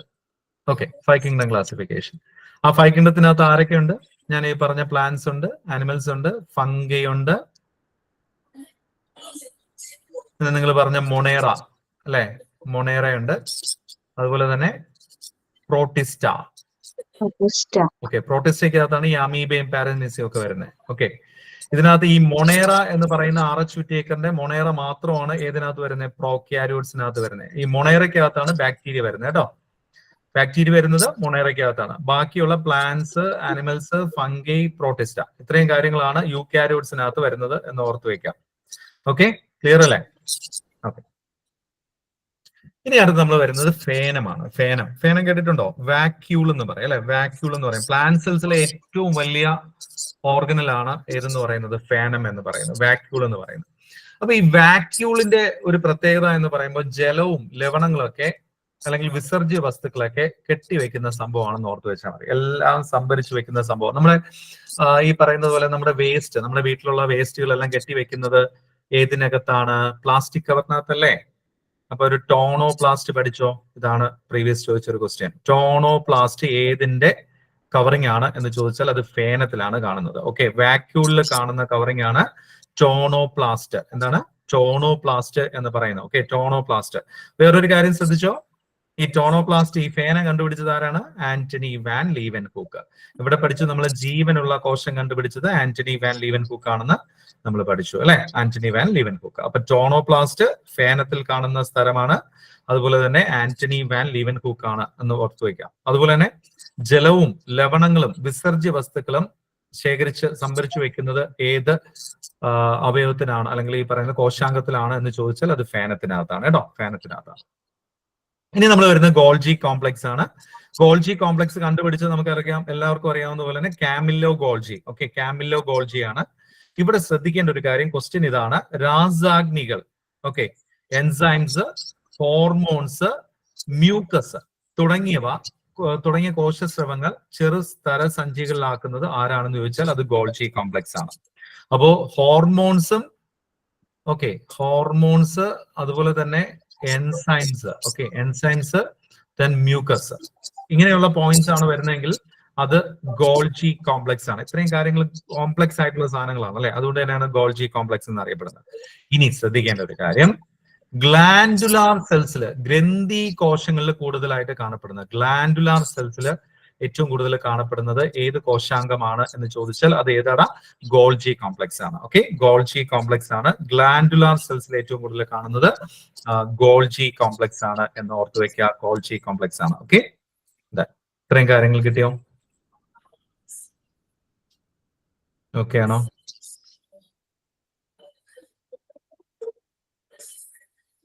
ഓക്കെ, ദെൻ ഇനി ന്യൂക്ലിയസ്.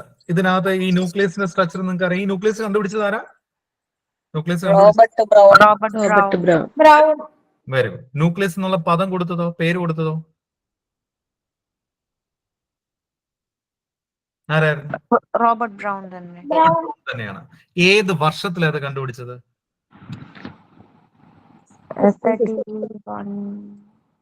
ഏത് year? 1831. Very good, very good. 1831, 1831 അല്ലെ? Very good. ഇനി ഇതിനകത്ത് നമ്മൾ ശ്രദ്ധിക്കേണ്ട ഒരു കാര്യം, നമ്മൾ പ്രോക്യാരിയോട്സ് പഠിക്കുന്നു, യൂക്യാരിയോട്സ് പഠിച്ചു എന്ന് നമ്മൾ പറഞ്ഞു അല്ലെ? ഈ പ്രോക്യാരിയോട്സ് എന്ന് പറയുന്ന വാക്കിന് അർത്ഥം തന്നെ അതാണ്. പ്രോ എന്ന് പറയുന്ന ഏൻഷ്യന്റ് അല്ലെങ്കിൽ പഴയ എന്നുള്ള അർത്ഥം. ദെൻ കാരിയോട്ട് എന്ന് പറയുന്നത് ന്യൂക്ലിയസ് ആണ്. ഓക്കെ, പഴയ ന്യൂക്ലിയസ്. യൂകാരിയോ എന്നറിയപ്പെടുന്നത്, യൂകാരിയോട്സ് എന്ന് പറയുന്നതും അങ്ങനെ തന്നെയാണ് അല്ലെ? യു എന്ന് പറയുന്ന ട്രൂ ന്യൂക്ലിയസ്, ഇത് ട്രൂ എന്ന് പറയുന്ന പദം. ദെൻ കാരിയോട്സ് എന്ന് പറയുന്ന ന്യൂക്ലിയസ് ആണ്. അപ്പൊ ഇവിടെ എന്തുകൊണ്ട് ഈ പ്രോക്യാരിയോട്സ് യൂക്യാരിയോട്സും തമ്മിലുള്ള വ്യത്യാസം, മെയിൻ ആയിട്ടുള്ള വ്യത്യാസം എന്താ എന്നൊരു PSC ക്വസ്റ്റ്യൻ ഉണ്ട്. ഒറ്റ കാര്യമേ ഉള്ളൂ, ലാക്ക് ഓഫ് പ്രോമിനന്റ് ന്യൂക്ലിയസ് എന്ന് നമ്മൾ അന്ന് പഠിച്ചു. ശരിക്കും പറഞ്ഞാൽ എന്താണ് ഇല്ലാത്തത്? ഞാനിവിടെ മാർക്ക് ചെയ്തു, ന്യൂക്ലിയർ അല്ലെ? ഒരു മർമ്മ സ്ഥലം അവിടെ കുറവാണ് അല്ലെ? ലാക്ക് ആണ്. അതുകൊണ്ട് തന്നെ നമുക്കത് ന്യൂക്ലിയസ് കൃത്യമായിട്ട് പിടിച്ചു വെക്കാൻ ഒരു മർമ്മസ്ഥലം ഇല്ല. ന്യൂക്ലിയർ മെംബ്രെയിൻ ഇല്ലാത്തതുകൊണ്ട് ഒരു പ്രോമിനന്റ് ന്യൂക്ലിയസ് ഇല്ല എന്നാണ് നമ്മൾ പഠിക്കുന്നത്. ഓക്കെ, ഇനി നമ്മൾ പഠിക്കേണ്ട ഒരു കാര്യം, 1-2 പോയിന്റ്സ്, അതായത് ഇത്രയേ ഉള്ളൂ. ഈ മർമ്മകം ഇതിനകത്തുള്ള ഏതൊക്കെ ഭാഗങ്ങളാണെന്ന് ഓർത്തു വെക്കാൻ. ന്യൂക്ലിയോളസ് ഉണ്ട്, ന്യൂക്ലിയർ പോർ ഉണ്ട്, ന്യൂക്ലിയോ പ്ലാസം ഉണ്ട്, നമ്മൾ ഈ പറഞ്ഞ nuclear membrane, then chromatin reticulum. Okay, ഇവിടെ ശ്രദ്ധിക്കേണ്ട 1-2 പോയിന്റ്സ് ആണ്. ശ്രദ്ധിക്കേണ്ട എത്രയേ ഉള്ളൂ. ന്യൂക്ലിയോളസ് എന്ന് പറയുന്നത് ഒരു ഗോളാകൃതിയിൽ കാണപ്പെടുന്ന ഓപ്ഷനാണ്. ഓക്കെ, ഇവിടെ നമുക്ക് പഠിക്കേണ്ട ഒരു കാര്യം, റൈബോസോം നിർമ്മാണത്തില് പ്രധാന പങ്ക് വഹിക്കുന്ന ന്യൂക്ലിയസിന്റെ ഭാഗം ഏതാണ്? ഓക്കെ, റൈബോസോമിന്റെ നിർമ്മാണത്തില് റൈബോസോം പ്രൊഡക്ഷന് വേണ്ടിയിട്ട് ഏറ്റവും പ്രധാനപ്പെട്ട പങ്ക് വഹിക്കുന്ന ന്യൂക്ലിയസിലെ ഭാഗം ഏതെന്ന് ചോദിച്ചാൽ അത് ന്യൂക്ലിയോളസ് ആണ്. ഓക്കെ, അത് ന്യൂക്ലിയോളസ് ആണ് എന്ന് ഓർത്തു വെക്കാം. ന്യൂക്ലിയോളസ് ആണെന്ന് ഓർത്തു വെക്കാം. ഇനി അടുത്ത ശ്രദ്ധിക്കേണ്ട ഒരു കാര്യം, ഇവിടെയാണ് കാണപ്പെടുന്നത്. ക്രൊമാറ്റിൻ ജാലിക അല്ലെങ്കിൽ ക്രൊമാറ്റിൻ റെറ്റിക്കുലത്തിനകത്ത് നിങ്ങൾ ഒരു സംഭവം കണ്ടോ? ജീനുകളെ ഉൾക്കൊള്ളുന്നു എന്ന് കണ്ടോ? ഒരു ഭാഗം കിടപ്പുണ്ട്, ജീനുകളെ ഉൾക്കൊള്ളുന്നു. അപ്പൊ ന്യൂക്ലിയസിൽ എവിടെയാണ് ജീനുകളെ ഉൾക്കൊള്ളുന്നത് എന്ന് ചോദിച്ചാൽ അത് ക്രൊമാറ്റിൻ റെറ്റിക്കുലത്തിനകത്താണ്. ഓക്കെ, ക്രൊമാറ്റിൻ റെറ്റിക്കുലത്തിലാണ് എന്ന് ഓർത്തു വെക്കാം. Chromatin reticulum. ദെൻ ഇനി ചോദിക്കാം, ഈ ന്യൂക്ലിയസ് അല്ലെങ്കിൽ മർമ്മത്തിനുള്ളിലെ ദ്രാവകമായിട്ടുള്ള ഭാഗം ഏത് എന്ന് ചോദിച്ചാൽ അത് മർമ്മദ്രവ്യം. നിങ്ങൾക്ക് എല്ലാവർക്കും അറിയാം, ന്യൂക്ലിയോപ്ലാസം ആണ് എന്നറിയാം. അപ്പൊ ഈ 2 പോയിന്റ്സും കിട്ടിയോ? റൈബോസോം നിർമ്മാണത്തിന് ഏറ്റവും പ്രധാനപ്പെട്ട പങ്ക് വഹിക്കുന്നത് ന്യൂക്ലിയോളസ് ആണ്. അതുപോലെ തന്നെ ജീനുകൾ ഉൾക്കൊള്ളുന്ന ഭാഗം എന്ന് പറയുന്നത് ക്രൊമാറ്റിൻ റെറ്റിക്കുലത്തിലാണ്. ഓക്കെ, ക്രൊമാറ്റിൻ റെറ്റിക്കുലത്തിലാണ്. ഇനി ഇതും കൂടെ പറഞ്ഞിട്ട് നമ്മൾ ക്ലോസ് ചെയ്യുന്നു. ജൈവ കണങ്ങൾ എന്ന് പറയുന്നു അല്ലെ? ജൈവ കണങ്ങളിന് ഇംഗ്ലീഷിൽ പറയുന്ന പേരാണ് പ്ലാസ്റ്റിഡ്സ് എന്ന് പറയുക. അപ്പൊ ഇത് പ്ലാന്റ് സെൽസിൽ മാത്രം കാണുന്നതാണ് പ്ലാസ്റ്റിഡ്സ്. ഓക്കെ, പ്ലാസ്റ്റിഡ്സ് എന്ന് പറയുന്നത്. അപ്പൊ എന്താ പ്ലാസ്മിഡ്സ്? പ്ലാസ്മിഡ്സ് എവിടെയാ കാണുന്നത്? ഇത് പ്ലാന്റ് സെല്ലിലാണ് പ്ലാസ്റ്റിഡ്സ് കാണുന്നത്. അങ്ങനെയാണെങ്കിൽ പ്ലാസ്മിഡ്സ് കാണുന്നത് മൈക്രോ ഓർഗാനിസത്തിനകത്താണ്, കൂടുതലും ബാക്ടീരിയക്കകത്താണ് കേട്ടോ. മൈക്രോ ഓർഗാനിസം അല്ലെങ്കിൽ ബാക്ടീരിയക്കകത്ത് കാണുന്നതാണ് പ്ലാസ്മിഡുകൾ എന്ന് പറയുന്നത്. എക്സ്ട്രാ ക്രോമസോമൽ ജെനറ്റിക് മെറ്റീരിയൽ എന്നാണ് പ്ലാസ്മിഡുകളെ അറിയപ്പെടുന്നത്. ജനിതക എഞ്ചിനീയറിംഗിൽ വെക്ടർ ആയിട്ട് യൂസ് ചെയ്യുന്നത് എന്താണ് എന്ന് ചോദിച്ചാൽ അത് പ്ലാസ്മിഡുകളാണ്. ഓക്കെ, പ്ലാസ്മിഡുകളാണ് ജനിതക എഞ്ചിനീയറിംഗിൽ, ജെനറ്റിക് എഞ്ചിനീയറിംഗിൽ വെക്ടേഴ്സ് ആയിട്ട് യൂസ് ചെയ്യുന്നത് പ്ലാസ്മിഡ് ആണ്. അത് എന്തല്ല? പ്ലാസ്റ്റിഡുകളല്ല. തെറ്റിക്കല്ലേ? ഓപ്ഷനകത്ത് പ്ലാസ്മിഡും പ്ലാസ്റ്റിഡും ഉണ്ടാവും. അപ്പൊ ഇവിടെ ശ്രദ്ധിക്കേണ്ട ഒറ്റ കാര്യമുള്ളൂ, ഇതിനെ ഒന്ന് മാർക്ക് ചെയ്ത് വെച്ചോ. ഇത് മൈക്രോ ഓർഗാനിസത്തിൽ കാണുന്നതാണ് എം. ഓക്കെ, ഇത് പ്ലാസ്റ്റിഡ് അല്ലെ? പ്ലാന്റ് എന്ന് ഓർത്ത് വെച്ചാൽ മതി. പ്ലാന്റ് എന്ന് ഓർത്ത് വെച്ചാൽ മതി. ഇവിടെ ഒരു ടി ഉണ്ട്, ഇത് പ്ലാന്റ് ആണെന്ന് ഓർത്ത് വെച്ചാൽ മതി. ഇവിടെ പ്ലാസ്മിഡ് ആണ്, മൈക്രോ ഓർഗാനിസം എന്ന് ഓർത്ത് വെക്കാം. ഓക്കെ, ഇനി അടുത്തത് ഈ പ്ലാസ്റ്റിഡ്സ് നമുക്ക് 3 ടൈപ്സ് ഓഫ് ഉണ്ട്. 3 types of plastids are there: chromoplast, chloroplast, leucoplast. ഇതാണ് നമ്മൾ നേരത്തെ പറഞ്ഞ വർണ്ണഗണം, ഹരിതഗണം, ശ്വേതഗണം എന്ന് പറയുന്നത്. അപ്പൊ ഇതെല്ലാം കാണപ്പെടുന്നത് എവിടെയാണ് എന്ന് ചോദിച്ചാൽ അത് സസ്യകോശങ്ങളിലാണ് എന്ന് ഓർത്തു വെക്കാം. അതാ ഇവിടെ ഞാൻ അതിന്റെ ക്ലോറോഫിൽ, സാന്തോഫിൽ നിങ്ങൾ പറഞ്ഞതുപോലെ green colour, yellow colour, then orange colour, red colour. Okay, clear അല്ലേ? ഇനി ഇതാ രണ്ട് സംഭവങ്ങളും കൂടെ പറയുന്നു. ഇതും കൂടെ കഴിയുമ്പോൾ കോശാംഗത്തിന്റെ കാര്യങ്ങളെല്ലാം തീരും. സെൻട്രോസോമും ലൈസോസോമും. ഓക്കെ, നമ്മൾ നേരത്തെ പറഞ്ഞതാണ് ജന്തുകോശങ്ങളിൽ മാത്രം കാണപ്പെടുന്ന കോശാംഗം, സെൽ ഓർഗനൽ ഏതെന്ന് ചോദിച്ചാൽ അത് സെൻട്രോസോം ആണ്. ഇപ്പൊ 2 പോയിന്റ് എടുക്കുക. ഇതിനകത്ത് ആനിമൽ സെൽസിൽ മാത്രമേ ഇത് കാണത്തുള്ളൂ. അതുപോലെ തന്നെ കോശ വിഭജനത്തിൽ, സെൽ ഡിവിഷനകത്ത് ഏറ്റവും പ്രധാനപ്പെട്ട പങ്ക് വഹിക്കുന്നത് എന്തിലാണെന്ന് ചോദിച്ചാൽ ഈ സെൻട്രോസോം ആണ്. ഓക്കെ, സെൽ ഡിവിഷനെ ഏറ്റവും ഇമ്പോർട്ടന്റ് ആയിട്ടുള്ള ഒരു പാർട്ട്, റോള് കളിക്കുന്നത് സെൻട്രോസോം ആണ് എന്ന് ഓർത്തു വെക്കാം. ലൈസോസോം എന്ന് പറയുന്നതും അതുപോലെ തന്നെയാണ്. നമ്മൾ നേരത്തെ പറഞ്ഞു ലൈസോസോമും ലൈസോസൈമും. അപ്പോ ദഹനരസങ്ങളെ ഉൾക്കൊള്ളുന്ന ഒരു സെൽ ഓർഗനലാണ് ലൈസോസോമുകൾ. നമ്മൾ റൈബോസോം എന്ന് പറയില്ലേ, അതുപോലെ തന്നെ ഇത് സോംസ് ആണ്. ഓക്കെ, സോമുകൾ എന്നാണ് അറിയപ്പെടുന്നത്. ജന്തുകോശത്തിലാണ് ഇത് പ്രധാനമായും കാണപ്പെടുന്നത് എന്ന് ഓർത്തു വെക്കാം. അപ്പൊ സെൻട്രോസോമും ലൈസോസോമും പ്ലാന്റ് സെൽസിൽ കാണപ്പെടാറില്ല എന്ന് ഓർത്തു വെക്കാം. ഇവിടെ മാത്രമേ ഉള്ളൂ ജന്തുകോശങ്ങളിലാണ് ഇത് കാണപ്പെടുന്നത് എന്ന് ഓർത്തു വെക്കാം. എന്നാൽ പെട്ടെന്ന് ഇത് 1-2 ക്വസ്റ്റ്യൻസ് ആൻസർ ചെയ്തിട്ട് പെട്ടെന്ന് അങ്ങ് വയ്ക്കോ. ലളിതമായ ഒരു മൈക്രോസ്കോപ്പിന്റെ സഹായത്തിൽ ആദ്യമായി കോശങ്ങളെ നിരീക്ഷിച്ചതാര്?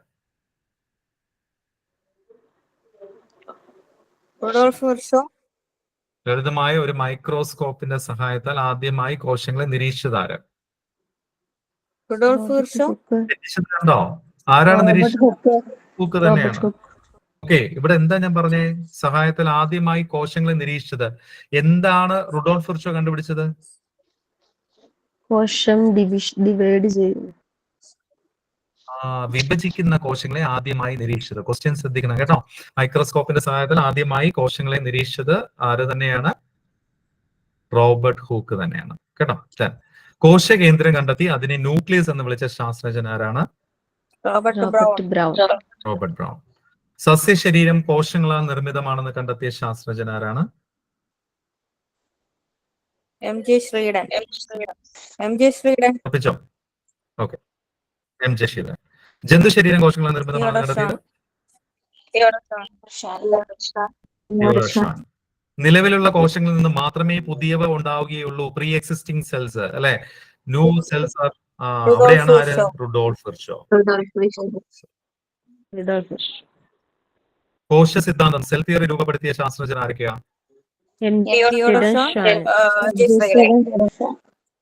ഓപ്ഷൻ ഏതാ? MJ ശ്രീധരനും Theodore ഷ്വാനും. കോശസ്തരത്തിനുള്ളിലെ എല്ലാ പദാർത്ഥങ്ങളെയും ചേർത്ത് പറയുന്ന പേരെന്താ? കോശദ്രവ്യം. എടുത്തു ചാടി എഴുതരുത്, ഒരിക്കലും ആൻസർ എടുത്തു ചാടി എഴുതരുത്. നിങ്ങൾ തെറ്റിക്കാനുള്ള സാധനങ്ങളൊക്കെ അതിനകത്തുണ്ട്. ഓക്കെ, ജീവദ്രവ്യം. എല്ലാ പദാർത്ഥങ്ങളും ഉണ്ടെങ്കിൽ മാത്രമേ നമുക്ക് ജീവിക്കാൻ പറ്റുള്ളൂ എന്ന് ഓർത്തു വെക്കാം കേട്ടോ. അപ്പൊ കോശദ്രവ്യം എന്താ? എന്തിനെടുത്ത് എന്തൊഴികെയുള്ള ഭാഗമാണ്?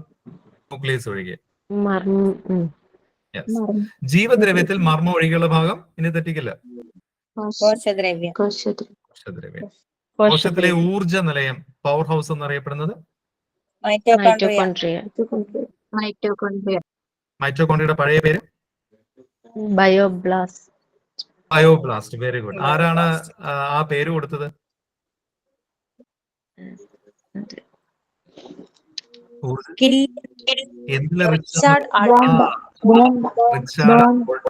Richard Altman. ഓക്കെ, അത് വേണ്ട, ആ പേര് വേണ്ടെന്ന് പറഞ്ഞ ആരാ? ഓക്കെ, പവർ ഊർജ നിലയം എന്ന് അറിയപ്പെട്ടത്, ഊർജ നിലയം എന്ന് പറഞ്ഞതാരാ? വിശേഷണം കൊടുത്താരാ? കുറച്ച് നോക്കുകയാണല്ലേ. കൊളീക്കർ. Okay, Albert കൊളീക്കർ. കോശത്തിന് ദൃഢതയും ആകൃതി നൽകുന്ന കോശാസ്ഥികൂടം, സൈറ്റോസ്കെൽറ്റൻ എന്നറിയപ്പെടുന്നത് എൻഡോപ്ലാസ്മിക് റെട്ടിക്കുലം. കോശത്തിലെ മാംസ്യ നിർമ്മാണ കേന്ദ്രം, പ്രോട്ടീൻ സിന്തസിസ്, റൈബോസോം. ടോണോപ്ലാസ്റ്റ് എന്ന സവിശേഷ സ്ഥലത്താൽ ആവരണം ചെയ്യപ്പെട്ടിരിക്കുന്ന കോശാംഗം, ഫാനത്തിന്റെ മലയാളം അല്ല, സോറി, ഇംഗ്ലീഷ് എന്ത്? കാരണം PSC അങ്ങനെയൊക്കെ ചോദിച്ചോളാം. ഫാനൊന്നും തന്നെ ചോദിക്കണമെന്നില്ല. വാക്യൂളുകളെ എന്താണ് കവർ ചെയ്തിരിക്കുന്നത് എന്നുള്ള രീതി ചോദിക്കാം. ഓക്കെ, രാസാഗ്നികൾ, ഹോർമോണുകൾ തുടങ്ങിയ കോശസ്രവങ്ങളെ സഞ്ചികളിലാക്കുന്ന കോശാംഗം ഏതാണ്? രാസാഗ്നികൾ ഹോർമോണുകൾ enzyme hormones Golgi complex. Golgi complex.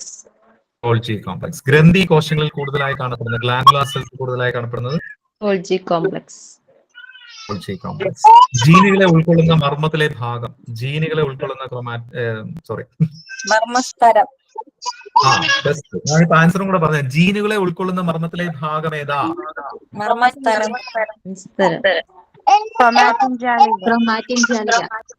Chromatin ജാലിക. Okay. ഒരു കോശത്തെ സമീപ കോശങ്ങളിൽ നിന്ന് വേർതിരിക്കുന്നത് ഏതായിരിക്കും?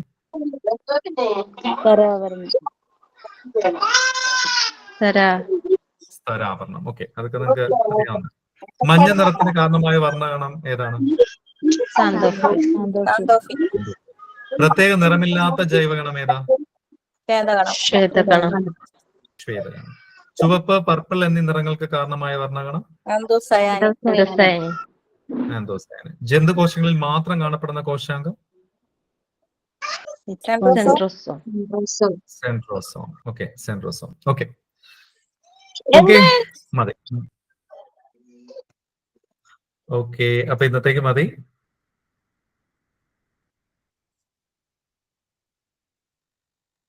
യെസ്. ഓക്കെ, അപ്പം കംഫർട്ട് ആയിരുന്നോ? കുറച്ചേറെ കാര്യങ്ങൾ നമ്മൾ ഇന്ന് കവർ ചെയ്തിട്ടുണ്ട്. എനിക്കറിയാം പാട് തന്നെയായിരുന്നു, പക്ഷെ വേറെ വഴിയില്ല. നമുക്ക് ഇത്രയധികം കവർ ചെയ്താൽ മാത്രമേ ഇതിന് നിൽക്കാൻ പറ്റുള്ളൂ. അല്ലെങ്കിൽ നമ്മൾ ഇത്